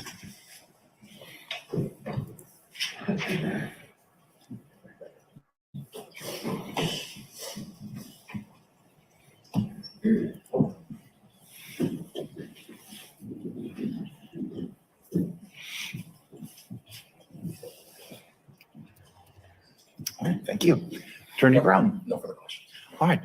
Yeah, right, Colleen. Dulce's already been burping up yesterday's tamales in during her testimony here and telling us about it. It was a bad burp. Attorney Vera, do the defense wish to engage in cross-examination at this time? Yes, thank you. Would you prefer if I call you Dulce or Ms. Mellender? Dulce. Okay. I promise I'm not as scary as I make it seem right now. Sometimes I just have to tell Bill not to do things, and that's what we're doing, okay?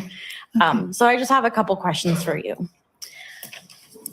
Bill, or William, as he calls himself, is the lead prosecutor in this case, the guy who's just been talking. And I don't like the way that she introduced that. You know, I just have to tell Bill not to do things. Okay. Well, objection to the form of the question. You fucking... That's rude. And I know you may not like this topic, but I just want to clear up some points. When you were talking about Cres in the farm and in the pool. Does anybody know why attorneys are allowed to stay seated in Wisconsin? We see that all Wisconsin trials. I see the attorneys stay seated, and I don't like that. You know, they don't do that in Florida. Everybody stands. You rise when you address the court, and I think they should. She was topless, correct? Yes. And it makes you uncomfortable, correct? Talking about it. Very. She's very condescending, Colleen, and that's not a good look. So when we saw you, that was just you being uncomfortable about Cres being topless and Chandler having to see that, correct? Both.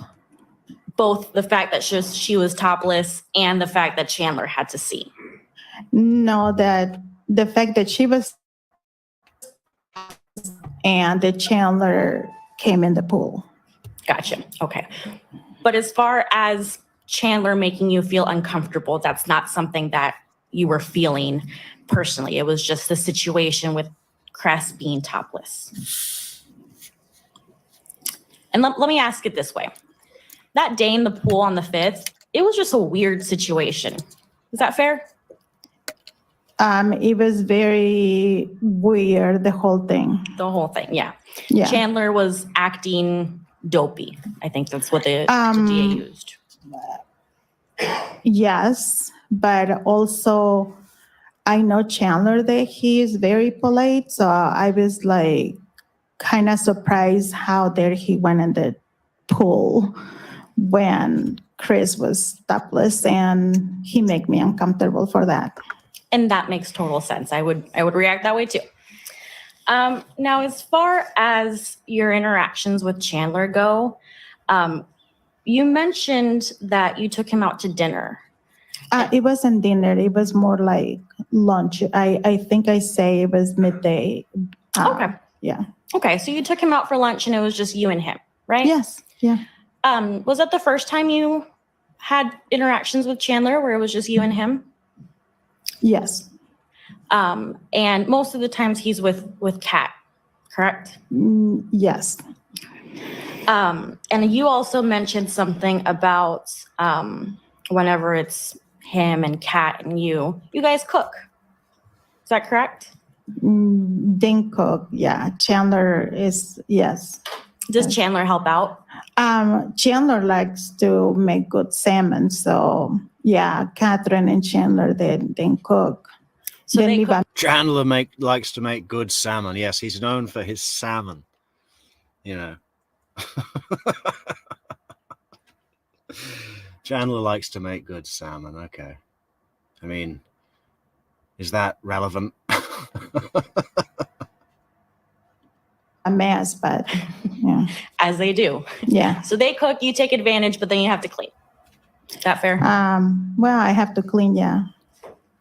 This is a good example of the quality of the defense. This is a rare occasion when they actually do cross-examine a witness. They let a lot of that go too, but it's like, yeah, he makes good salmon and leaves a mess and blah, blah, blah.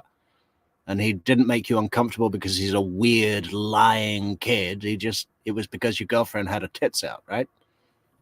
Food worth it, at least? I beg your pardon? Is the food worth the cleaning? Sorry, is the food worth the cleaning that you have to do? Oh, yes, Chandler is a good cook. And I have the same problem you do, or sometimes I need to speak into the mic, so that's why I'm sitting down right now. Okay.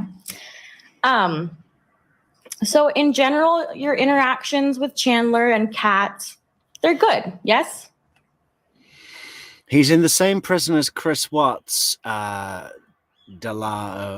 and also Brendan Dassey. I think it's Dodge Correctional, right? Which is near Warpon, which is where Stephen Avery is housed, but next to it. I think there's like 2 prisons in the same town. In some ways, yes. And Chandler is a quiet person, correct? Yes. And we'll see your daughter later, but she brings out some of Chandler's funniness, if you will. Yes. He can be funny. He can be funny, but normally he's just quiet. He's a quiet guy.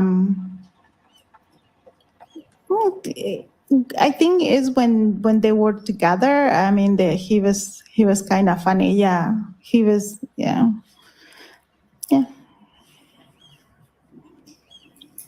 In a way, Yeah. I mean, yes, we're all funny in a way. I get that. Yeah. Yeah. I don't have any other questions for you. Thank you so much. Okay. Thanks so much to you, Kim, for hitting like on the video. Everybody leave a like on the video, guys. Direct. May this witness be excused and released? Excused. Okay. You're excused from testifying any further today, or at least this morning.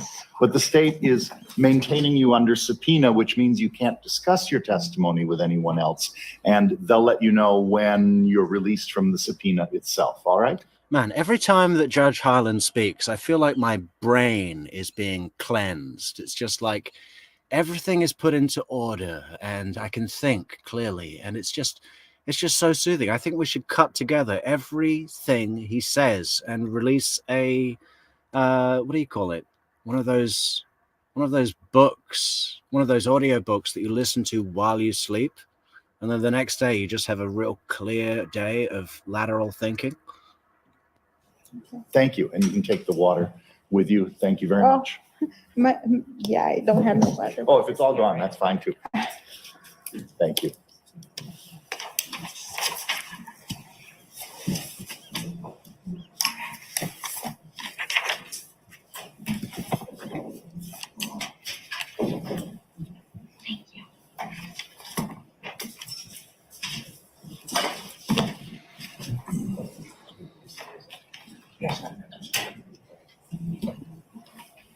Okay, now we're going to see State of Crest. Wisconsin calls Crescent L'Sai. Crescent L'Sai. My parents were hippies.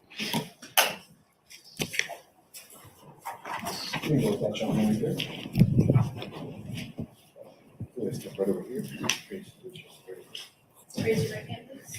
You solemnly swear affirm the testimony you're about to give What a cool last name, though. L'Sai. What is that, French? in this matter is the truth, the whole truth, and nothing but the truth.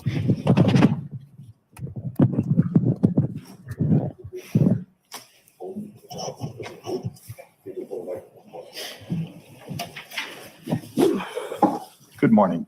Morning. If you believe you can do so safely and responsibly, testifying without a mask would be our preference. Would that be something you could feel that you could do today? No.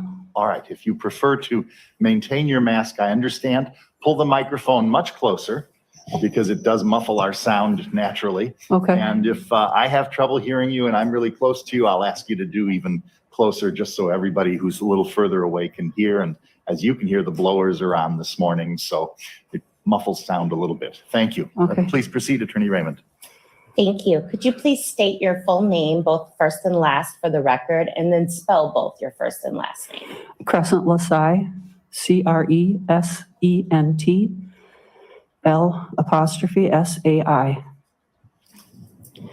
And Ms. L'Sai, do you know somebody by the name of Dulce Mellender? Yes, I do. How do you know her? She's my girlfriend. Okay. And does she refer to you often as Cress? Yes, everyone mostly does. And you Okay. can as well. And do you know somebody by the name of Catherine Mellender? Yes, I do. How do you know her? I know. I love it when people don't put on airs and come to court. Look at her here in a body warmer and some, what even do you call this that she's got on? It's not a sweater. It's like, I don't know. What do you call that? It's not a sweater. It's not a blouse.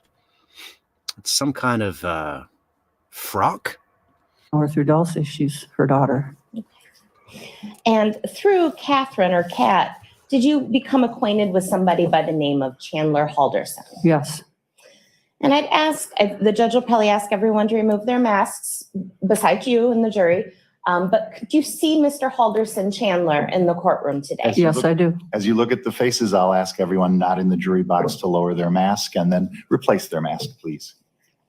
Go ahead and answer the question if you could. Yes. Could you just let us know where he's seated and perhaps the color of his shirt? Well, he's sitting across the room over there. He's got a blue tie on.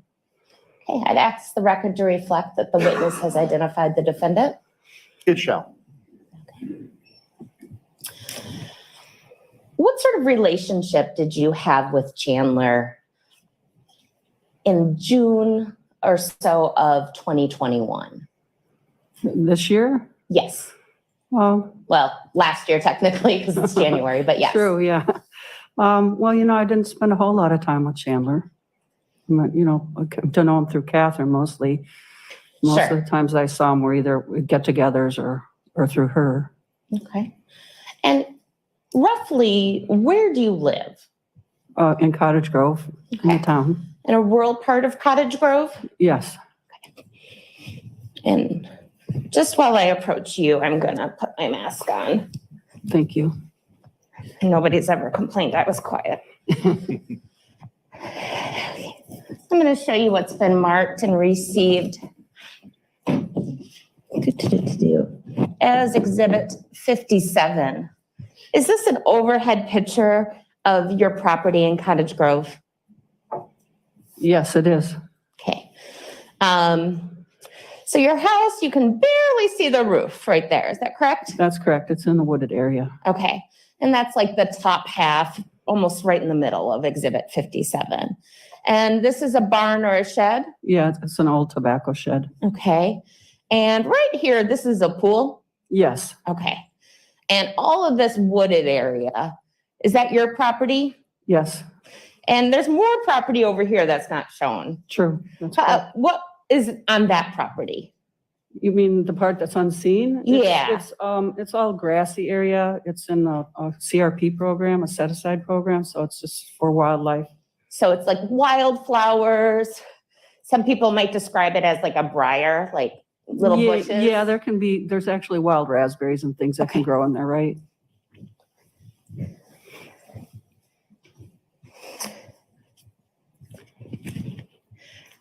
Before July 4th weekend, how many times approximately had Chandler been out to your property? Ooh, I couldn't say exactly. I could give you an estimate. Sure, an You know what? estimate is just fine. Like 10 or 12 times, maybe. Okay.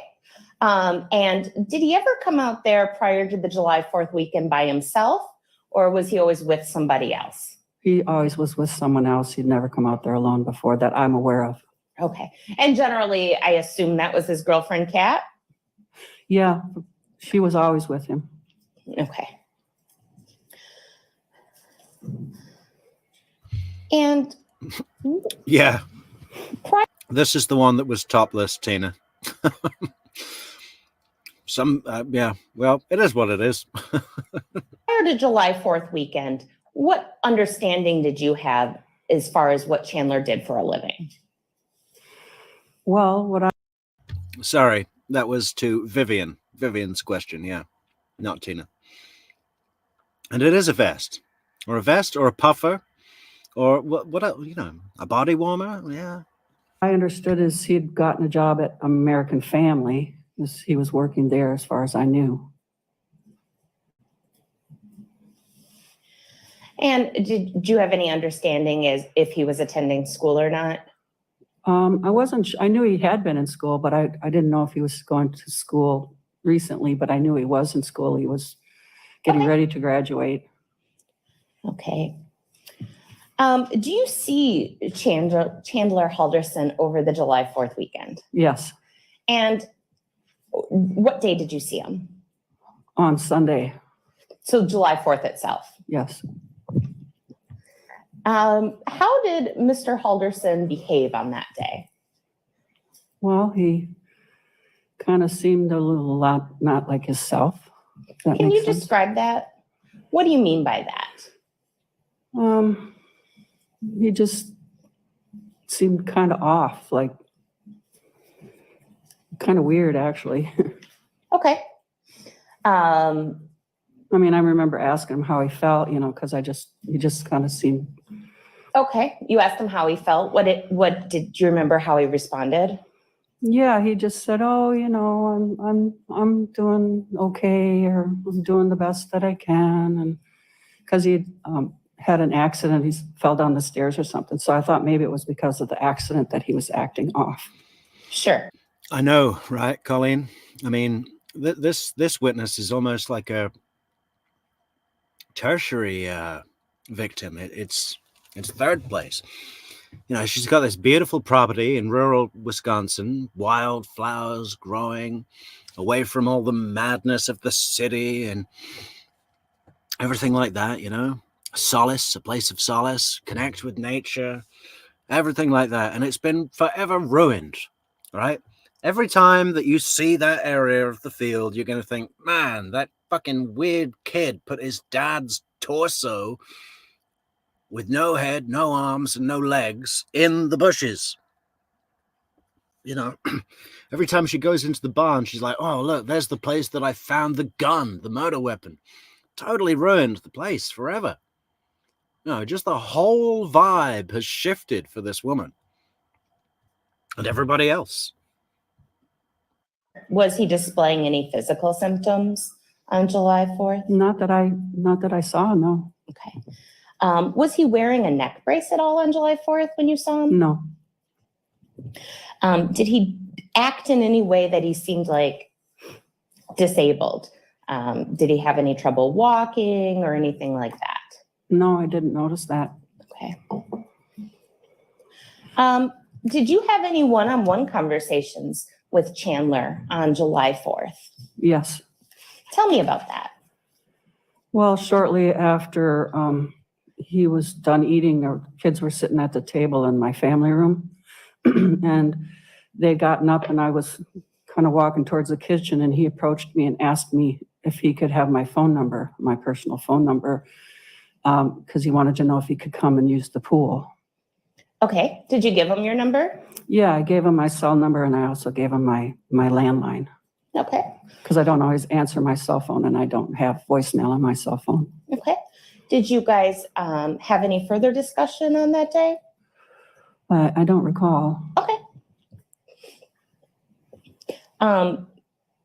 So obviously prior to July 4th, he didn't have your number to your knowledge. Not to my knowledge, I didn't give it to him. Okay. You hung out with Chandler prior to July 4th. It was always with other people, Yes. namely, I wish they'd have played the voice message that Chandler left Cres already, because I think it kind of puts the rest of the testimony into context. I'm almost thinking to skip forward and go ahead, but I don't think I'll find it. We'll just wait. Dulce and her family. Correct. Okay. As of July 4th, did you have any knowledge about the whereabouts of Chandler's parents? No, I didn't even know their names. Did you know whether or not, had you heard any stories or anything about them being missing at this point? No. Okay. Let's fast forward to the next day, Monday. You know, as we said earlier, was he trying to frame Cres by putting the body? I guess more likely because it would just be ridiculous. I guess more likely what he was doing is, I mean, the biggest chunk of the bodies would have been his dad's torso, right? That's the biggest chunk. His mom supposedly would have a smaller torso. They never found that. I guess that went in the river somewhere. But the biggest chunk was his dad's torso. So I guess what he was doing is storing it temporarily on somewhere where he could get to again and that wouldn't be found, you know? And maybe that as well with the gun.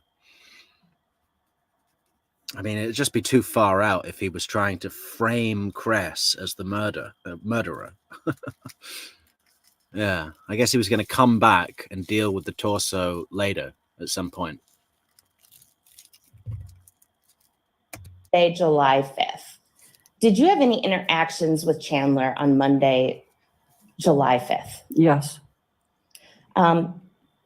What's the first interaction you had with Chandler on that day? Well, the first interaction was I opened up my window.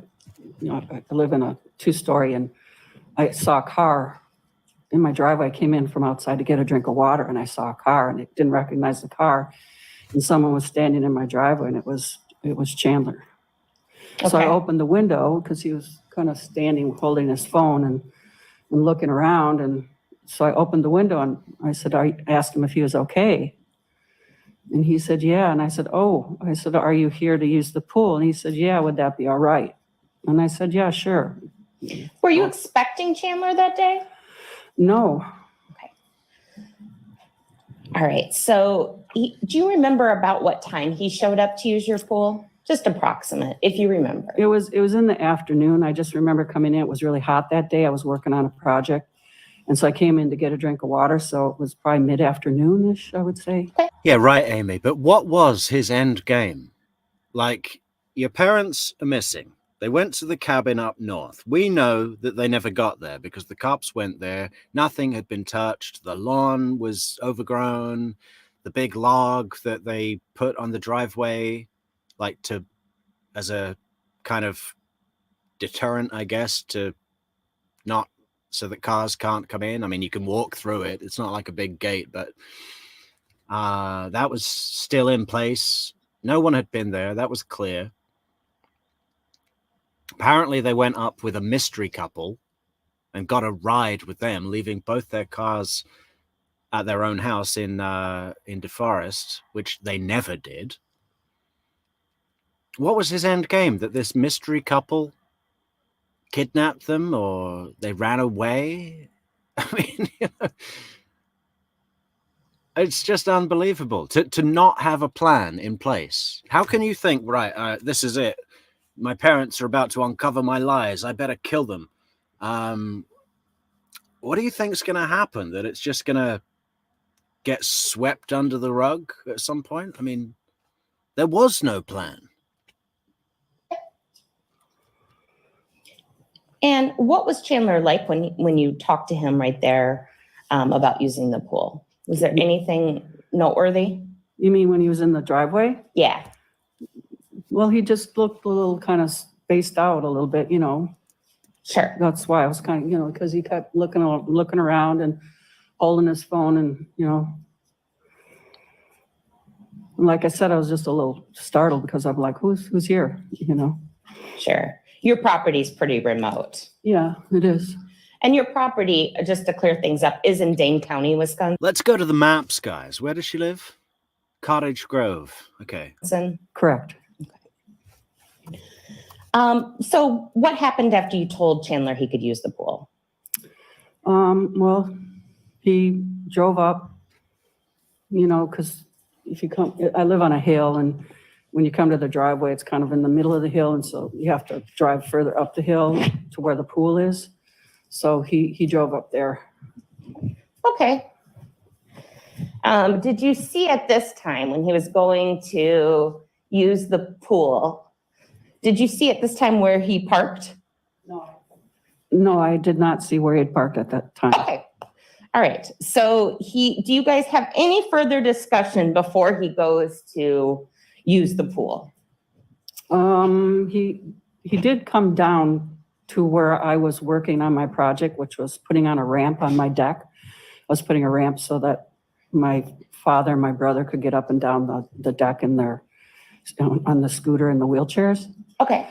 And so when I was working on that, he'd come down, there's a hill that leads down to my house, and he'd come walking down that hill.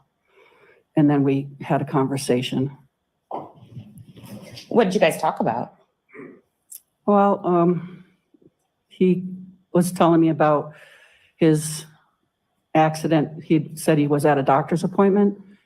And so he was talking to me about what the doctor had said and what was going on. Did he tell you when that appointment had been? I don't remember. Okay.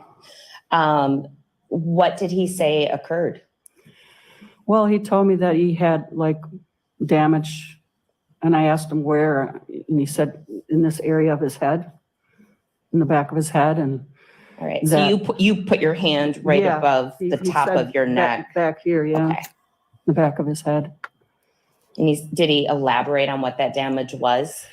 Well, he said it wasn't good, that they might have to do some surgery or something, and that he said he acts like he takes drugs, Vivian, but the only thing I've heard about drugs is that he was trying to get some pain pills through Dulce, and that his excuse for what he was doing out by the Madison River, the Wisconsin River, when Kat saw his location on Snapchat, he said he was going to pick up CBD, but he didn't want to tell Kat because he thought she'd be disappointed.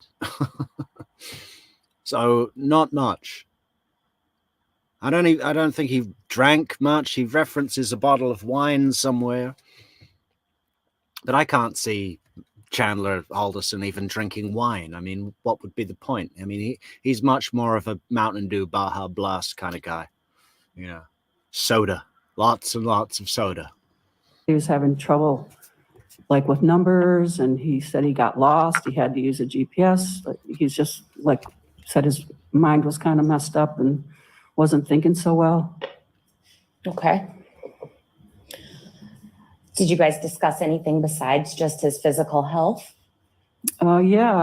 What are these symptoms that Chandler Halderson is describing? Yeah, I had a little trouble using my GPS because of my brain injury. Well, should you be driving a fucking car then in that case? I mean, if it's that bad, maybe you should go to a doctor immediately. I'm having trouble with numbers. I was trying to count earlier and I got to 7, but then I couldn't think what came next. I asked him, how he was, overall doing and about his job, because he said he was getting a new job in Florida, and I asked him about that. And what did he say? Well, he said that he probably wasn't going to get the job, that some manager had told him that it wasn't going to work out because of his injury, that he wasn't able to work. And then I'd asked him about maybe he could. And when Chandler talks about Cres in his police interrogation, he's like, "Oh, yeah, I try to talk to her about what's going on with me, with what's going on with my brain, because she's old and has wisdom and she's wise and she helps me." But it looks like from Cres's descriptions that she was just like being polite, you know, okay, this is the boyfriend of my girlfriend's daughter and he's here, and, you know, but thought he was a little weird, a little uncomfortable, picked up on something, I think. To go back to American Family, and he said no, he didn't. He said that wouldn't happen. He wouldn't be able to do that. So he seemed concerned about, you know, maybe not having a job and what was he going to kind of do. And I asked him, you know, would he talk to his parents? You know, maybe could he talk to them, or, you know, things like that, just to try to reassure him, because he just seemed upset about this news that he had gotten from the doctor. Sure. And what did he respond to that? Yeah, Amy says that she wondered about the drugs too, Vivian. He seems so catatonic all of the time. Yeah, but, you know, we've only seen him post-murder. And he hasn't had hardly any sleep for 8 days. I mean, as piss poor of a job that he did cleaning up the crime scene, it was still a lot of work. And, you know, just the, I mean, if he had any brain injury, it was by having to dodge all of these bullets. I mean, he's got to arrange time and, you know, not create suspicion, which he did pretty well at with the people that were in his life that trusted him. But when it came to the police, obviously they were like, well, this just doesn't make sense. What do you mean that you had to do chores? What do you mean that your parents went to the cabin with someone that they hardly knew? You know, they were just straight away all over his ass. To what? I'm sorry, to talk to. But yeah, I think the main reason he seems so catatonic, I mean, granted, yeah, I think he was like that all the time in his life anyway, because he does nothing but stare at a video screen playing games. I mean, what the hell do you have to talk about? You just lose the ability to have meaningful conversations if you live your life like that, I think. The only conversation you can have is a conversation with another person in game about where the messenger took the hidden item. And people in the real world don't give a fuck. The idea of talking to his parents about his job and health. And he said, no, they're still up north. And I just says, well, you know, maybe it would help you to talk to them. And his response is, he says, no, they'll just be mad. And which seemed odd to me, why his parents would be upset with him, that he was hurt and couldn't work.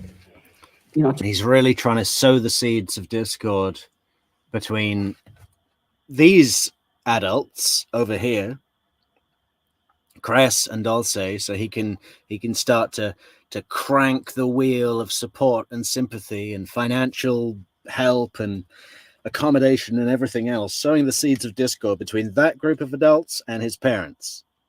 You know, this is another thing that he does.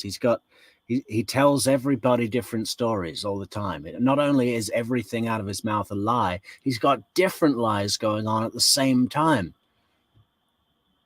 I mean, what a nightmare to manage all that in your mind. What is the point? What is the point, Chandler? All you have to do is get a job and a place to live and pay for your own car. You'll enjoy it. It'll be fun. Yeah, you might have to do a shitty job in the beginning, but everybody does. You know, it's normal. What is wrong with you? How can you think that this is the way that you live your life? You know, you only get so much time as a human being on the planet, right? Summertime, 4th of July. You know, the list of options that you have for things to do is endless. You know, and you want to spend your time sat at home on your own playing your video game. Why is it that important to you? just seemed odd to me. Okay. How long do you think this conversation? Kat was in the medical field. I mean, she was a pharmacist, sort of a, trainee. There was a program involved for students to be on the workforce, making medications to be sent out all across the states. And that was her role. Yeah. I mean, obviously, starting off, you know. Station took place. Oof. I don't know, maybe 20 minutes or so. Okay. I'm not sure. All right. Yeah, does everybody know this from Chandler's Google searches? You know, when the Google searches come into evidence and he's like searching online, he's going, body found in Wisconsin. Okay, Google, tell me if a woman's body was found in Wisconsin. He's looking to see if there's any, you know, discovery of the evidence where he's disposed of his mom's remains and everything like that. And then the very next search, embedded in all of these like evidence searches, these things that show he did the crime, the next search is, where does the messenger take the hidden item in Escape from Tarkov? He's like looking up walkthroughs and cheats for the game. I mean, doesn't that just show where his focus is? How can you go from desperately... Whoa, what the fuck is that over there? Okay, there's a big fire over there, and we're not even in the UK. Okay. What is burning over there? That you... What happened after the conversation? Well, I think, I'm trying to remember, Dulce showed up. She'd come, I wasn't expecting her, but she had come to the house, and she came through the house. We were sitting on the deck, and she came and was like, what's going on? And I said, oh, well, I'm just chatting with Chandler here. Addie, sorry, Addie Zanone. Welcome, Addie Zanone. Good to see you, Addie. Yeah, hope everyone's election day went well, whatever that means for you. And I guess he doesn't have such good news. And then she came out and sat down and asked what was going on. And then we started to kind of go back over what him and I had talked about to explain to her what was happening. Sure. And the jury's already had the opportunity to hear from Dulce, so I don't need you to repeat anything that she said. Okay. But what kind of happened next? Okay, we're going to have another cup of coffee here, folks. If anyone would like to support the channel, you know, we need to buy some time. We need to buy a few days where we don't have to stream, because we've got plans to do different format on True Crime Metrics. We're going to be following suits. We're going to be following suits with the big boy, Matt Orchard. We're going to the wiretaps, folks. We need to buy some time, though. So if you want to support the channel and help us do that, we're also probably going to get our webcam sorted this week. I was going to do a stream to camera today, but you know, because it's daylight now, early stream, and the camera wasn't actually that bad of a quality, but I still think we can do better. So we're going to probably get, if you want to support the channel, buymeacoffee.com/True Crime Metrics. So much appreciated, guys. And yeah. In the events of... Well, then he went to go use the pool, because before he'd come down and I'd asked him, you know, how was the pool? He didn't answer. And so he said he was going to go back to use the pool. And then Dulce and I continued to talk because we just felt something was a little odd, you know, so we were concerned, and her and I had a conversation about him of what was going on. Okay. And then what happened after that? Well, I kind of got irritated. It was so hot and I wanted to go swimming, and I was waiting for him to be done using the pool so I could go jump in the pool. And so I was getting impatient and waiting, you know, wondering what was taking him so long. So I said, look, I'm going to go get in the pool. I'm done. You know, I'm hot and I'm tired and I want to go cool off. And she said, okay. So she went to go get her suit, and then her and I have this little riding lawnmower. And so we got on the riding lawnmower to go up to tell him, hey, we're going to go swimming now. And when we got up there, he wasn't in the pool, and the cover was still on the pool. And okay, so hold on. Can you imagine how weird that would have been? I mean, you know, when people's subconscious is telling them that something's up, it's a weird kid shows up out of the blue. Hey, can I borrow the pool because I think it might be good aqua therapy for my legs that don't work anymore? I'm going to need a colostomy bag down the road, and Elon Musk says I can no longer come to Florida. You know, can I use your pool? And then he goes up to use the pool. You've waited an hour. You're hot and sweaty because you've been working out, putting a ramp on your deck all day.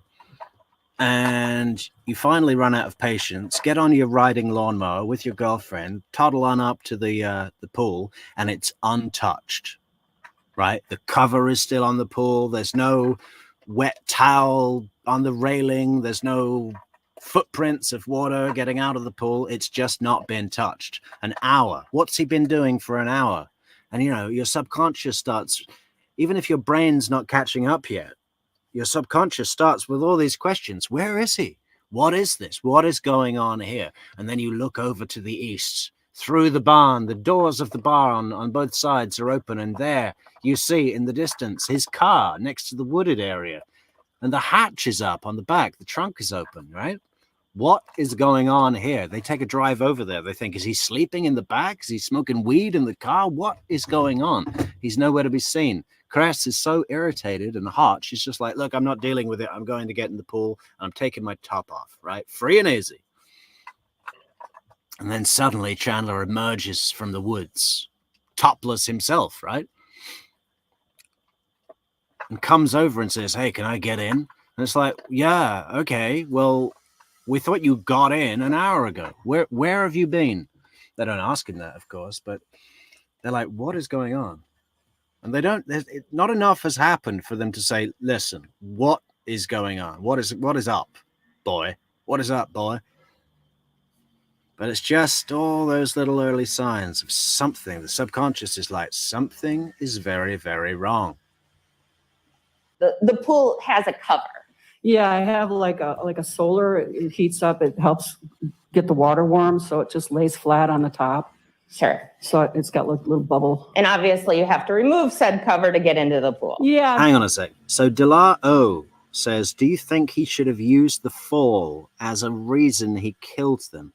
I mean, still fucked up, but what else was this idiot going to do? How would that work, Dalalo? Dalao? How would that work?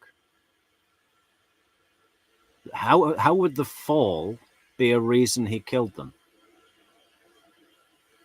Like he fell again and landed on his gun? Yeah, I was just walking down the stairs, tripped, fell on the gun, shot my dad in the back twice, perfect aim, severing his spinal cord. And then I didn't know what to do, so I chopped him up and set his head on fire. Yeah, we all deal with trauma differently, and I just decided to chop him up and set his head on fire. It's not going to bring him back. There's times I got lazy where I could fold it over just to get in, but I usually like to take it off so I could have the whole Was it pool. folded over so somebody could get in at all? No. All right. So the covers on the pool is Chandler in sight when you're over by the pool. No. Okay. And just is it Exhibit 57? Here's the pool, the round blue. This is an aerial photo, so it almost just looks like a dot. Right. That's the pool area. Okay. So what do you do next? Well, when we drove up and you could kind of see no one was in the pool, and I didn't see, I was looking for him. And then when I looked to my right, when we came up the hill, I had the doors open in the shed, and I could see through the shed that his car was parked on the. Ah, how nice is this, guys? We've got a brand new member, and it's one of our favorite viewers of all, the lovely Addie Zanone. Welcome to membership on buymeacoffee.com. Addie, so good to have you there, and so good to see you. Other side of the shed. All right. Can you approach Exhibit 57 here and kind of point to where you saw Chandler's vehicle? We came up, there's a hill here, and we came up and you could see through the doors. You could. The car was parked right about here. Okay. Thank you. So he was parked kind of near, this is some wood and an oil drum. Yeah, there's a pile of timber logs, and then it's like my scrap junk pile for metal and things. Fair. And it's kind of. And to all you guys that are missing out on our memberships, we've still got our Patreon and our coffee memberships, as well as YouTube memberships. If you're not a member, maybe you should consider becoming one today. Or you can just support the channel on buymeacoffee.com. And if that's still not good enough for you, the best you can do is leave a like on the video, subscribe, share, leave a comment. And yeah. Or buy us a coffee on buymeacoffee.com, or a candy I think I'm going to change the logo back, though. I think it's just like confusing. What do you mean you want us to buy you candy? We thought we were buying you a coffee, but you know, coffee, candy, they're all good. They're all great ways to support the channel. Near the wooded line here. Okay. All right. So I'm not the best estimator, Judge. I would say 4 inches south of the barn, maybe 1 inch above the oil tank on Exhibit 57. Yeah. So this thing that people are talking about in the comments, where it's like, could he have used the fall as an excuse for killing his parents, like he got a head injury? There's just one big problem with that. You know, they bring the doctor on, the doctor that he went to see, and obviously, you know, the diagnosis that the doctor gave, he gave all sorts of tests. He says, well, yeah, okay, you've bumped your head, but there's nothing wrong with you. There's no neurological damage whatsoever. You know, they only gave him a neck brace because Chandler went on and on and on and said, yeah, my nerve. And I've read online about the symptoms of my nerve damage. And I think I've definitely got some nerve damage, doc. And he just, you know, the doctor in the end was just like, fuck, okay, what? Fine. You want a neck brace? Here's a neck brace. Next patient, please. You know, we've got to churn them out here. We're busy. That's the only reason. So as far as that being a valid excuse for the court, good enough to get off with murder, double murder, not going to happen, because the doctor is called and was like, yeah, there was nothing wrong with him. He said he wanted a neck brace. We gave him a neck brace. That was it. Is the area that the witness pointed. That seems to be a fair description, yes. Okay. I'm going to have you sit down just so we can hear you nice and loud on that microphone. Okay. Hello, ride-in shotgun. So what do? You see his, oh, well, hold on 1 second. Do you remember what kind of vehicle he was driving that day? It was like a little station wagon, like a hatchback. Okay. It might have been a Subaru. I'm not sure. Okay. Do you know, was the hatch open, closed, something else? The back hatch, the back was open. Okay. All right. So that's where you observed the car, the back hatch, or if you're not a car person like me, you say the trunk was open. What do? Well, yeah, because we go and he's not in the pool and we see the car, and then I'm like, what the heck is going on? What is he doing? And I said, well, I'm going to go over, and Dulce was like, we were like, what's he doing? You know, what is going on? Sure. So we drove. You just feel the tension from how she says that, huh? We were like, what is he doing? What is going on? Is he hiding a body or what? What is going on? I think he's hiding a body. Over to see if he was in the back of the car. Was he sleeping? What was he doing? Was he smoking weed or something? We didn't know. So we drove over there and with the mower and approached, and I drove to the back of the car because the back end was backed towards me. Okay, so the back end was facing closer to the barn or the oil drum? Towards me. The front end was facing the shed. Oh, towards you right now. Yes, towards Okay, me so right toward now. the woods, towards the wood Yeah, so line. it's- Yeah, riding shotgun. We had to do an earlier stream today because we're trying to catch up with the coffees. But yeah, we will still do one later this evening. I think. I hope. We'll see. I'm 90% sure we will. But man, I fell asleep yesterday. That stream the other day that ended at 6 a.m. for me, that knocked me out, man. I fell asleep at 8 o'clock last night and I didn't wake up until midday today. How many hours is that? That's like 16 hours. Wow. Facing this way. The trunk hatch Was is up. up. So Okay. we drove in the mower and drove to the back of the car because I thought maybe he was in the back of the car Sure. taking a nap or I don't know. And we looked in there and there wasn't anything in the car that we could see. Okay. And at this point, you see the car, it's empty, or there's no Chandler in it. Do you see Chandler anywhere on your property? No, because then we stopped and we're like, what the heck? We're looking around. What's he doing? Where is he? And you know, Dulce was kind of upset at that moment because she's thinking maybe he's doing drugs or something. She was really upset, thinking maybe he's doing drugs or something. What the Okay. hell's he doing?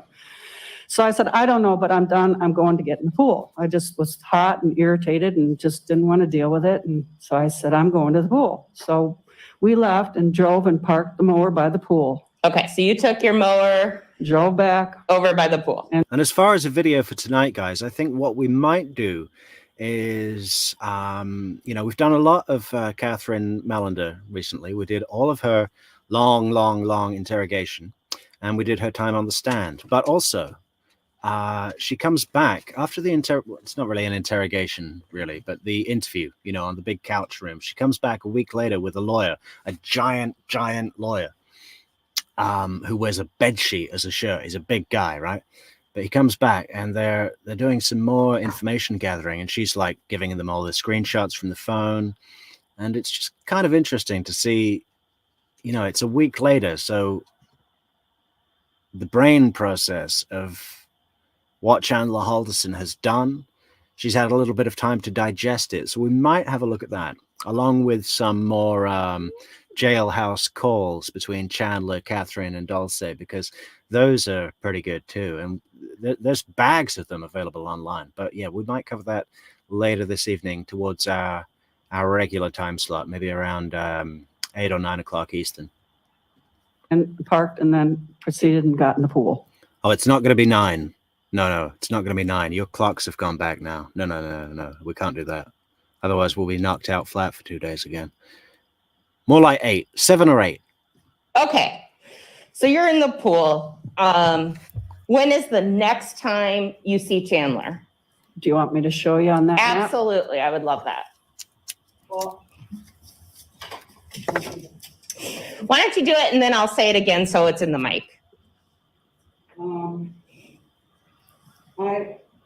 we were in the pool. Yeah, I don't know, take a nap after this. I've had like 4 coffees already. Maybe it should be buy True Crime Metrix a Xanax. Buy me a Xanax on Xanax.com. And then we can get some sleep in between streams. Yeah, I think we should do 2 streams a day from now on. Because we cater to Eastern Standard Time way too much. I think we need to open it up and go to New Delhi and Bangladesh, the Philippines. There's a whole world of Southeast Asia that are yet to discover True Crime Metrix. And I'd say it was right approximately in this area. He was walking this way towards us, coming towards us. I thought maybe he was going to the car, but then he passed the car and kept coming towards us. Okay. So why don't you sit and I'll try to say it again in the mic. So you saw him, you kind of pointed, there's some white, I don't know what that is. It I might don't just know. be Oh, wood. those are old beehives. Oh, okay. I got a bunch of beehives that I cleaning out my shed, and they were old, and I just threw them out there. Okay. Was he kind of coming from that area? Yeah, he was walking like that direction, like towards that way. Yeah. I agree, Addie. It is. It's really interesting, that interview with the large human. So interesting to watch her evolution, a study of how circumstance and trauma affect intangible human conditions. Fascinating to me. Wow, that was a very good description, Addie. Thank you for that. All right. And his car was here, but he walked past his car, you said, Yes. and then walked over by the pool? Right. Okay. Do you remember what he was wearing? I mean, just the fact that Chandler Halderson didn't excuse this little detour he made on the way to the pool for an hour. You'd think you'd have to say, you'd come over, and I mean, if it were me, I'd be like saying, oh, I went for a walk, or I remembered that Kat said that she left her headphones out there the other week, so I just went down to look for those. I'd say something, not just ignore it completely. And the fact that he left the hatch of the car open as well, another idiot move. What does that say? That says that you got something out of, or are about to put something in the trunk. Okay? Close the hatch, you moron. Like baggy shorts. Better yet, drive down there to where you're going to take your father's torso into the woods, take your father's torso out of the car, and then go and put the car by the pool, right?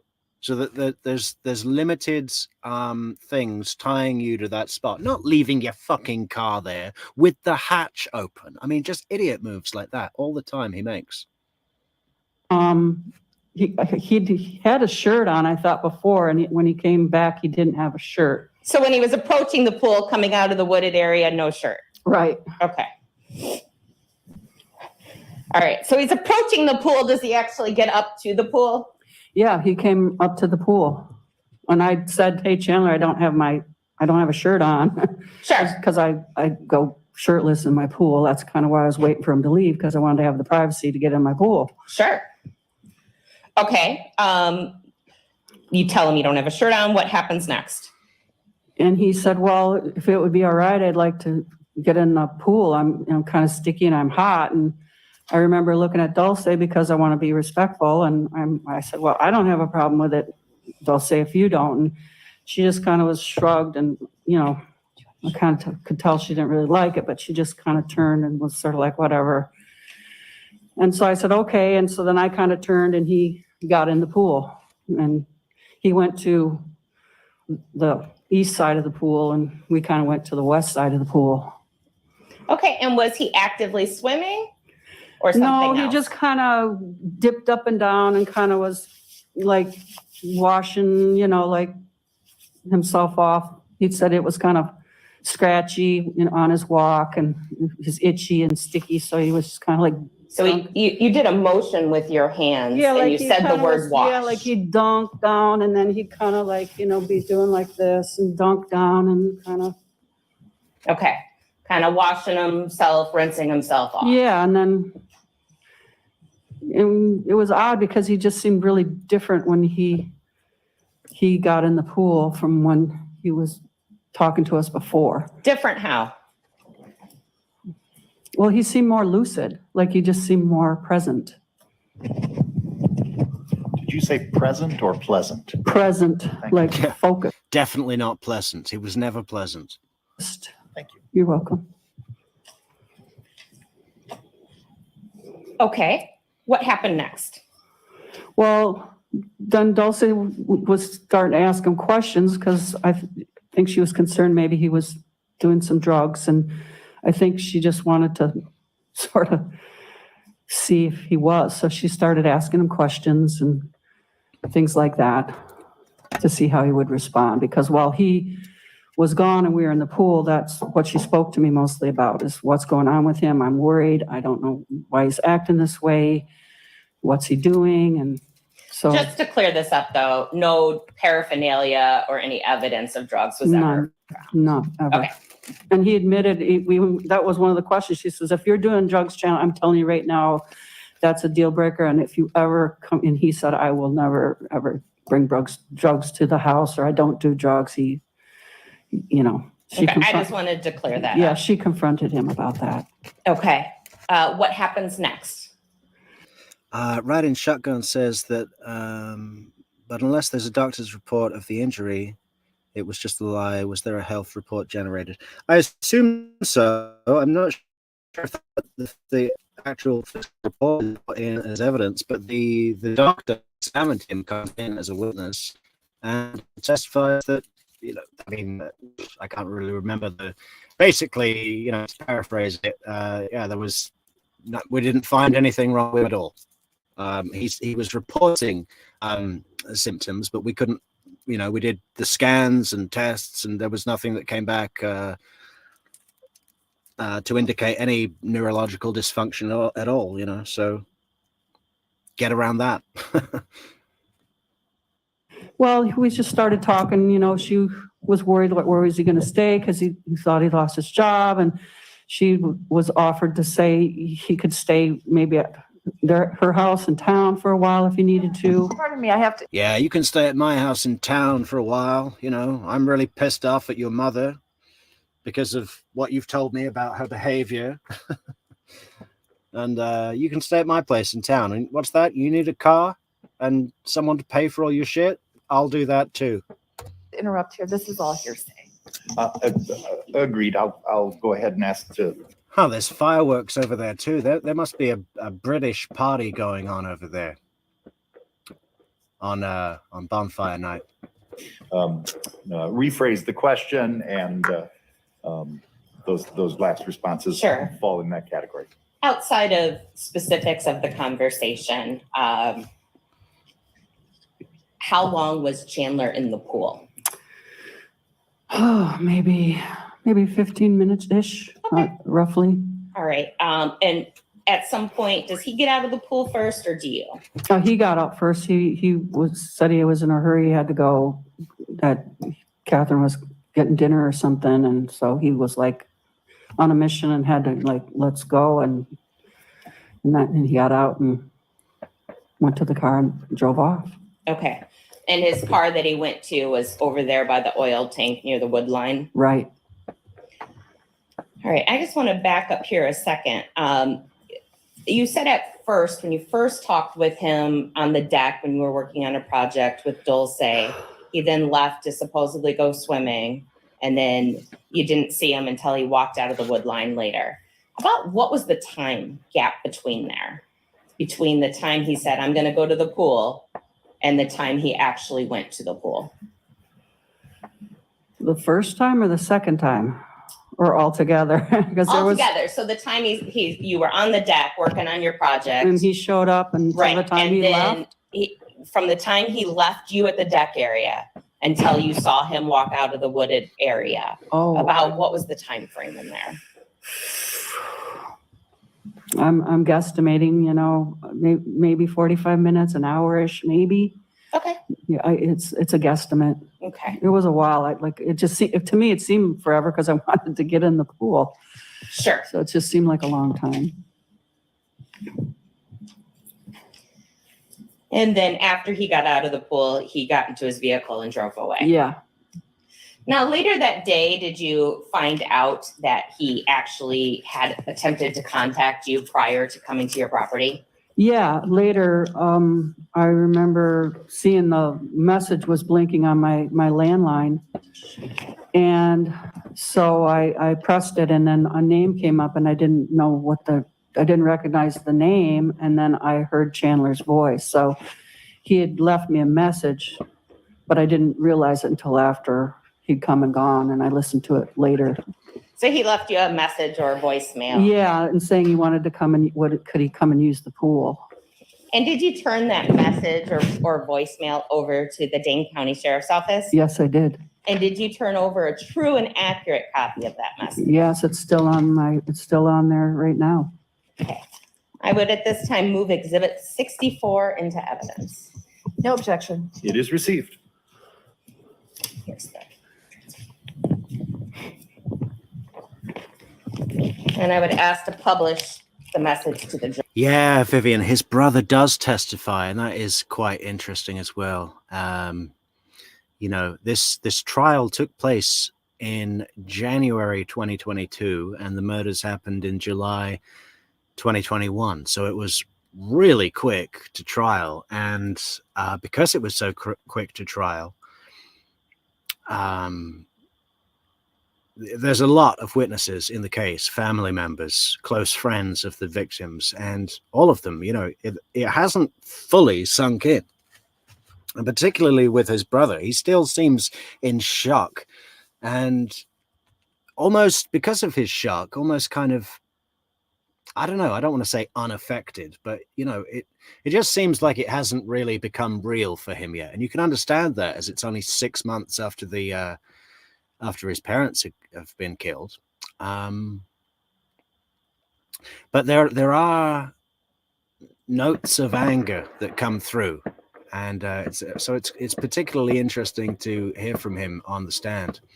I don't think we hear from his fiancée, the brother's fiancée, but she's the one that sort of gives the victim impact statement that the lawyer reads out. And I was wondering, the first time I watched the trial when it was happening, I was wondering what their position would be, whether they would call for leniency. I mean, his grandmother did. His grandmother, in her victim impact statement, said, "If Bart and Krista were alive today, I don't think that they would want Chandler to do the rest of his life in prison. So please give him the opportunity for parole at some point."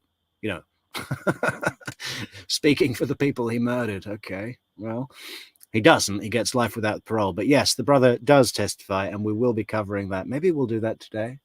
Or maybe, I don't know, I quite like the thing of sticking with Catherine as we've been covering her recently. We've done her mother now as well. We'll see. But yes, he does testify. Jury. You may.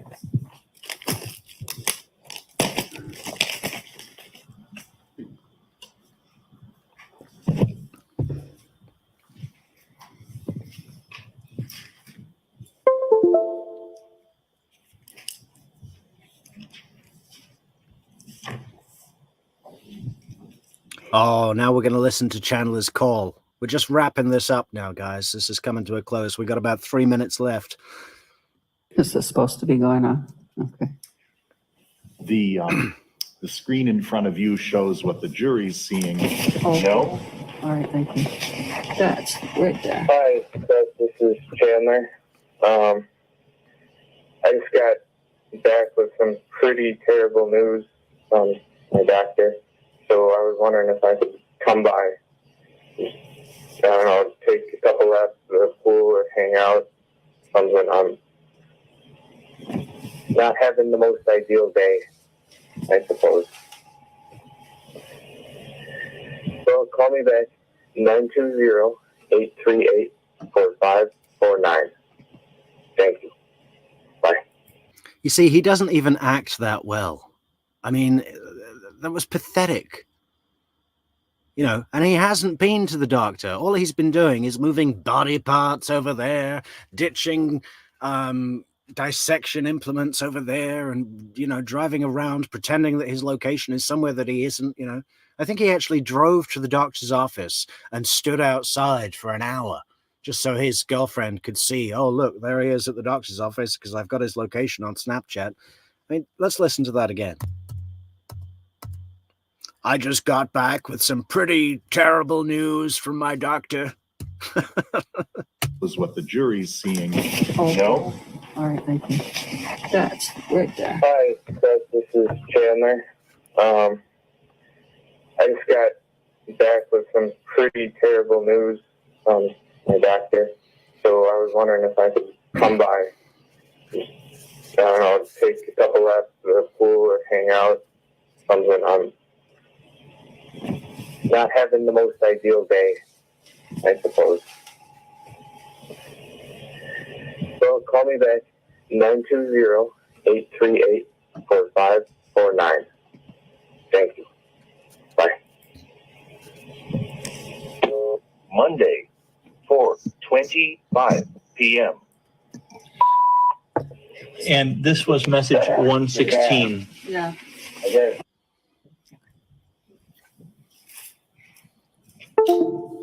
Okay.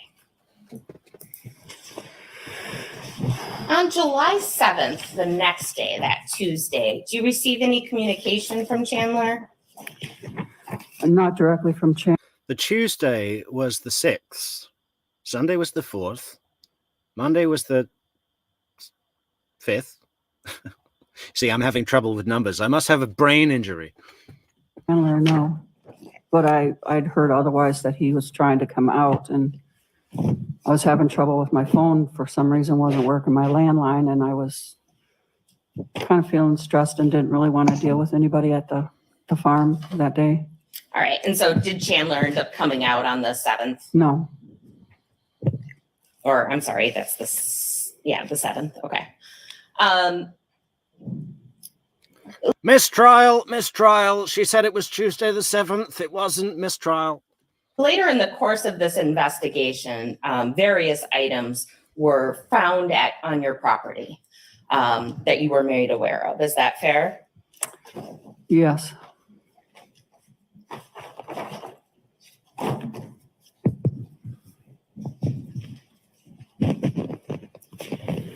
Let me inquire, counsel. I think the jury.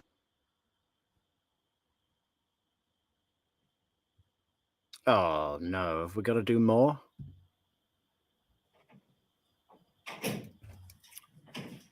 And talk to you about those.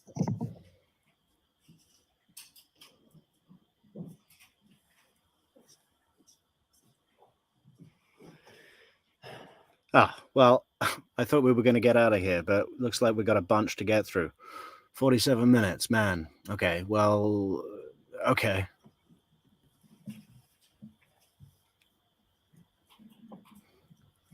I'm gonna show you what has been marked as exhibits 58 through 63.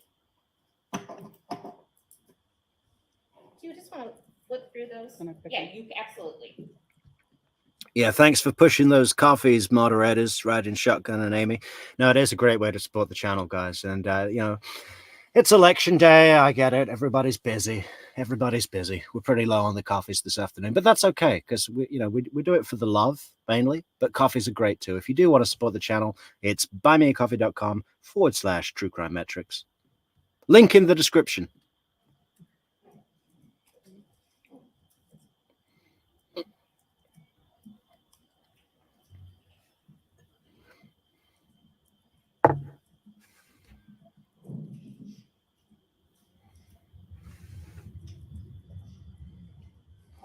I'm just gonna ask you a couple of questions here.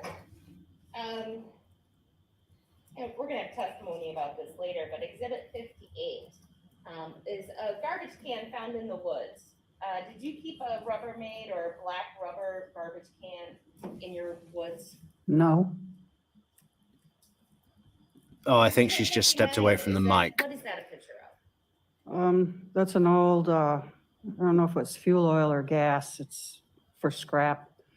I just haven't took it to the salvage yard yet. Okay. Taken. The past tense of take is taken. Did you keep any tools in exhibit 59? In there? Yes. No. What is picture 60? That's the entrance to my driveway, and I don't recognize the car. There's a bag, and that's where I keep my recycling and my trash. And that bag appears to be a Target bag. I think so. I'm not sure. And 61 is a close-up of the same. Right. And 62 and 63 are some items that were found in that Target bag. Did those items belong to your house? No. Did you throw those items away? No. And your father is 94, you said. Yes. Only other person that lives there. Right. Well, my brother, but he was at assisted living at the time. Okay. So your father, it would take great effort to go and throw anything away outside. No, he couldn't. State at this time would move exhibits 58 through 63 into evidence. Any objection? None. They are received. And I will ask you about these in a minute, but if you want to just look through those in the meantime, I'm going to publish 58 through 63 to the jury.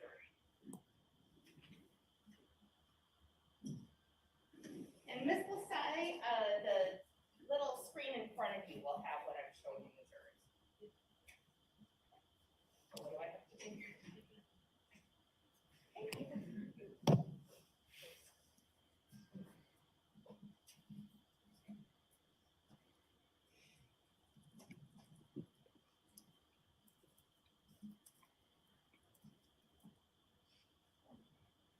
The clerk is working on that. That second group of photos that I showed you, how would you describe those as a group? As a group, well, this is the tobacco shed that you called the barn. It's the shed.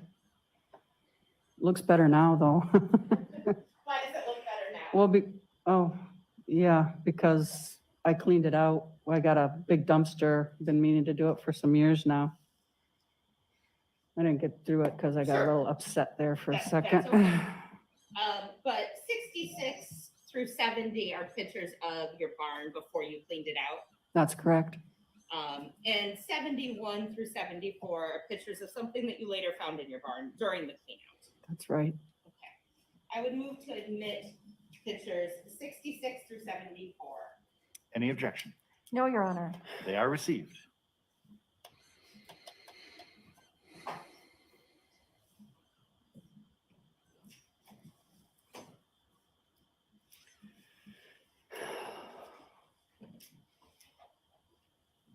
While you have identified the exhibits and testified about them, the ability to publish them to the jury requires the state to go through them with you again, but with the jury able to see those photos at this time.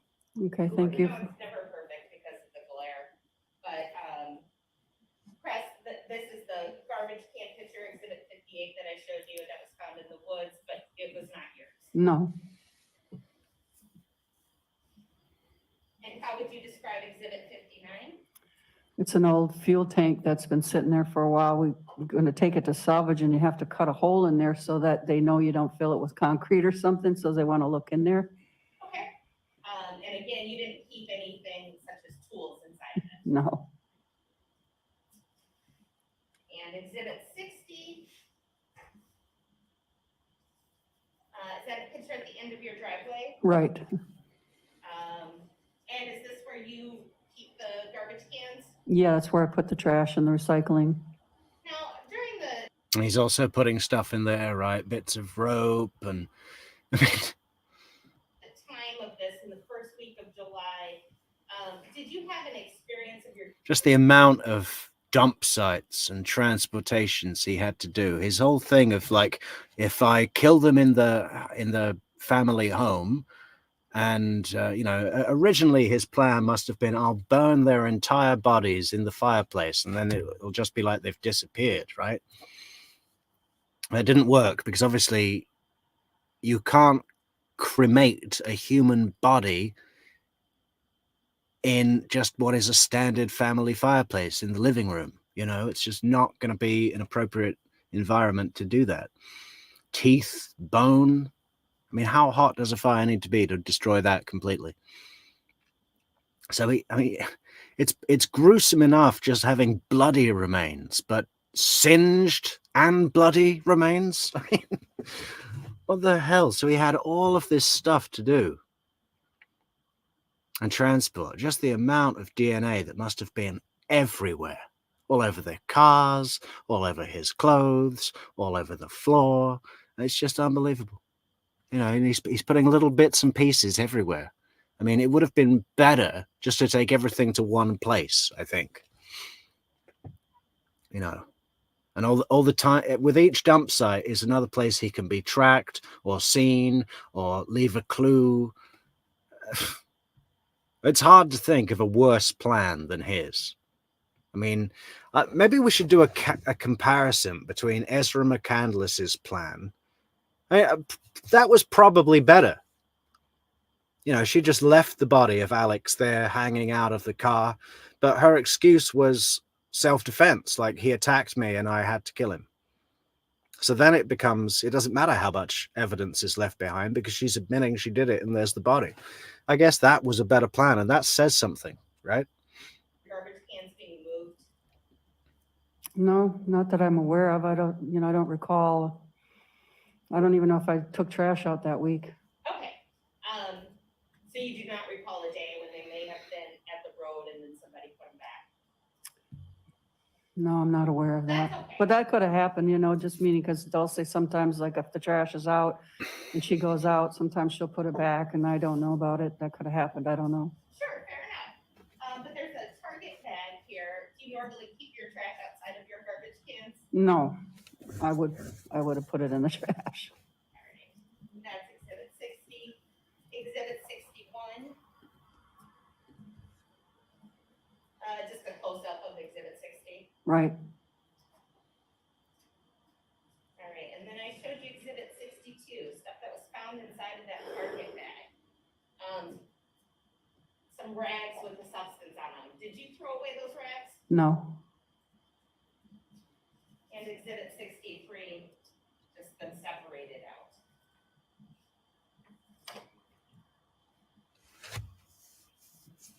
Moving on, Exhibit 66.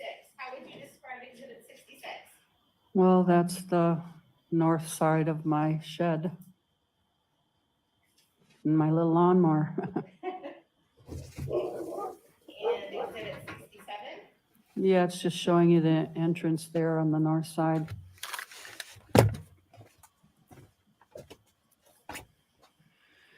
Exhibit 68. Yep, that's the messy shed.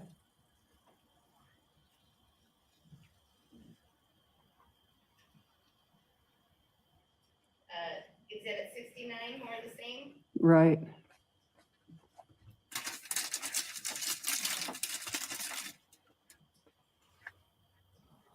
Exhibit 70, there's an item here along the back wall, kind of by some boards.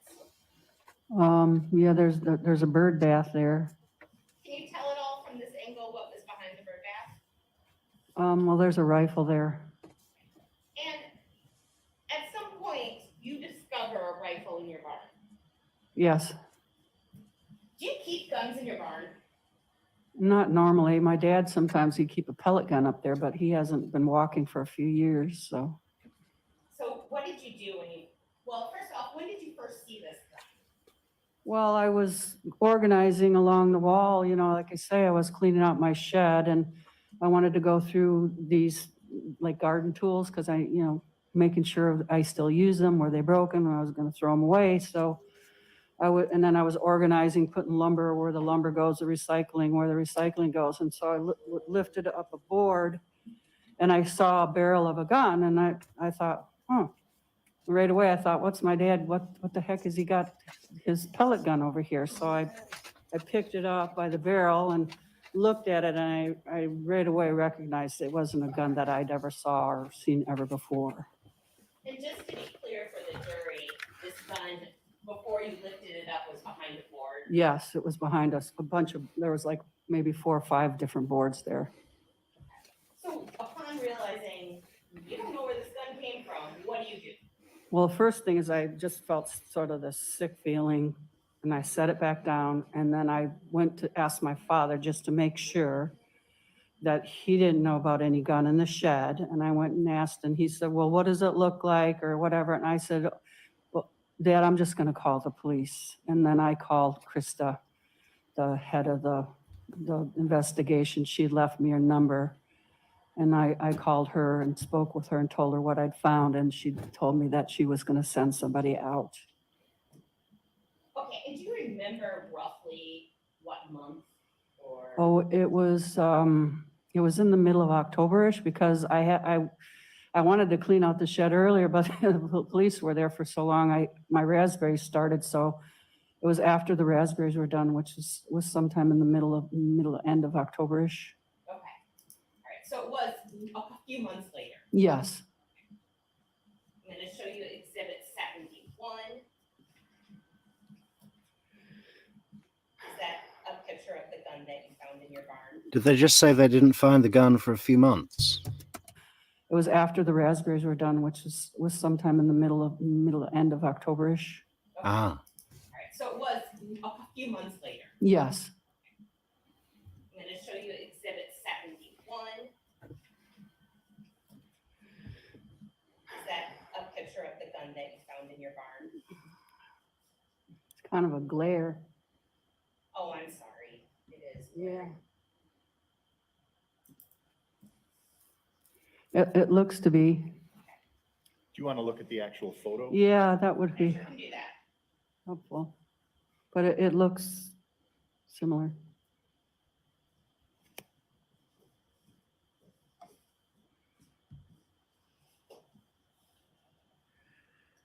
Yes.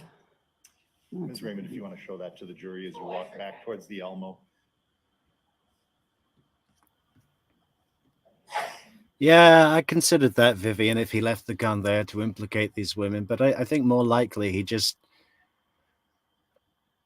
he left stuff on this property.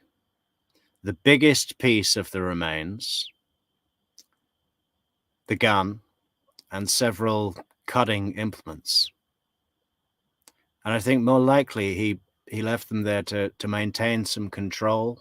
Maybe he would choose to come back and deal with them at a later stage. A gun is, harder to get rid of. And yeah, but even the shell casings, they found the shell, as much cleaning up as he did in the house, right? They'd found the shell casing in the basement that was used, to shoot his dad. He didn't pick that up. Bless you. Yeah, I mean, it was convenient, the farm, but he went to a lot of other dump sites as well. So I don't know if it was just that. I think he wanted to come back and deal with it at a later stage.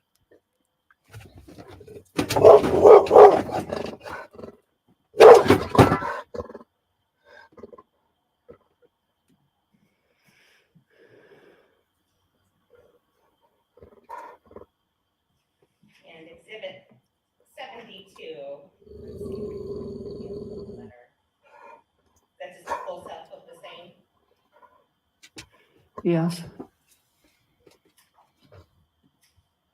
And then I actually will publish 73 and 74.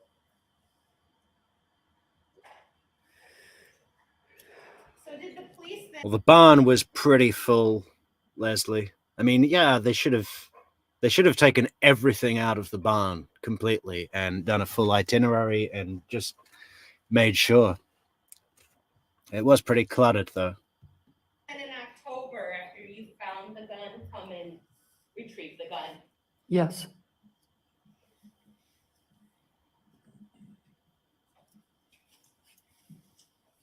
And in July, when Chandler was on your farm, did you have your barn or your shed locked at all?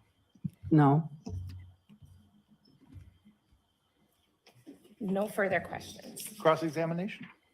Thank you. Good morning. Hi. Oh, this should be good. What are they going to cross-examine now? Picking up where you just left off, do you ever lock or close up that shed or barn?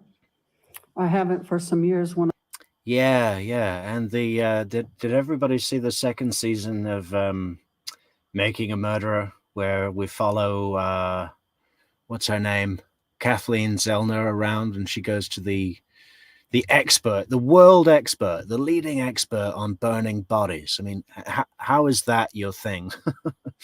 But he's like, they explain how Teresa Halbach couldn't have been burnt in that burn pit at Stephen Avery's place, and they explain how, and you need radiant heat, or I mean, they explain it a lot better than me, but they draw a diagram and everything about how, something to reflect the heat that's burning back onto the thing that you're trying to burn. I mean, it's obvious, really.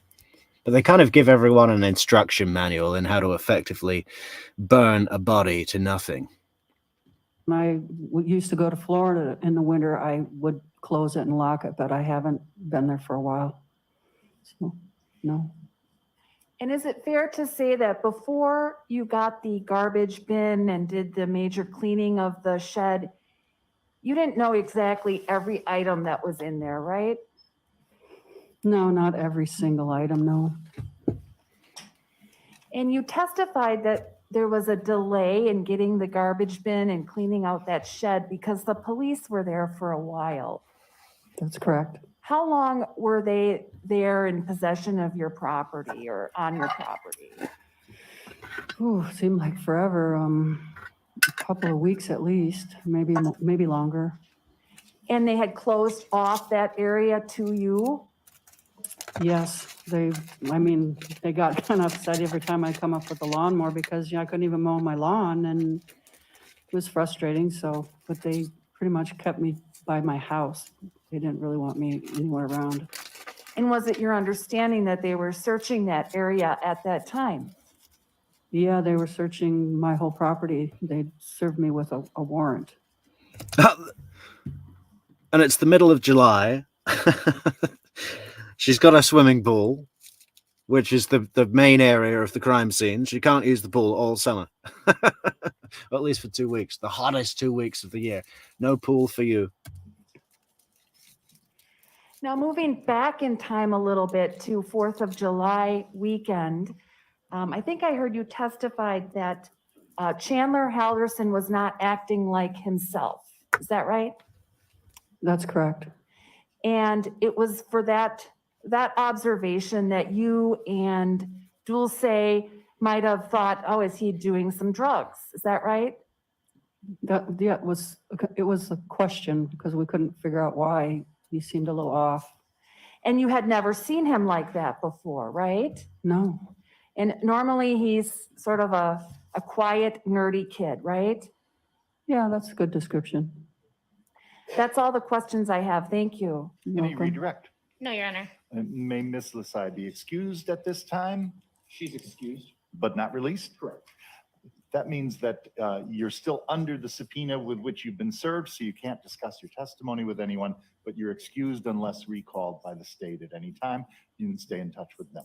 Thank you very much. All right, thank Have you. a good rest of your day.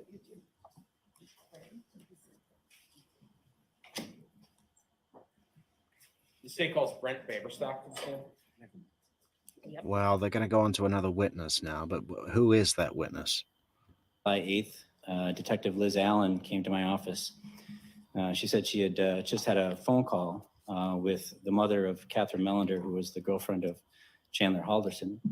And during that phone call, she intended to do initially just a phone interview, just kind of get some background information, but some things on that phone call alerted her to believe that. Yeah, I love this follow up judge, with Lenny. a, He's great. In-person interview. So she came to my office and asked me to sit in on that interview because we try to interview people, you know, with at least 2 detectives there to support each other.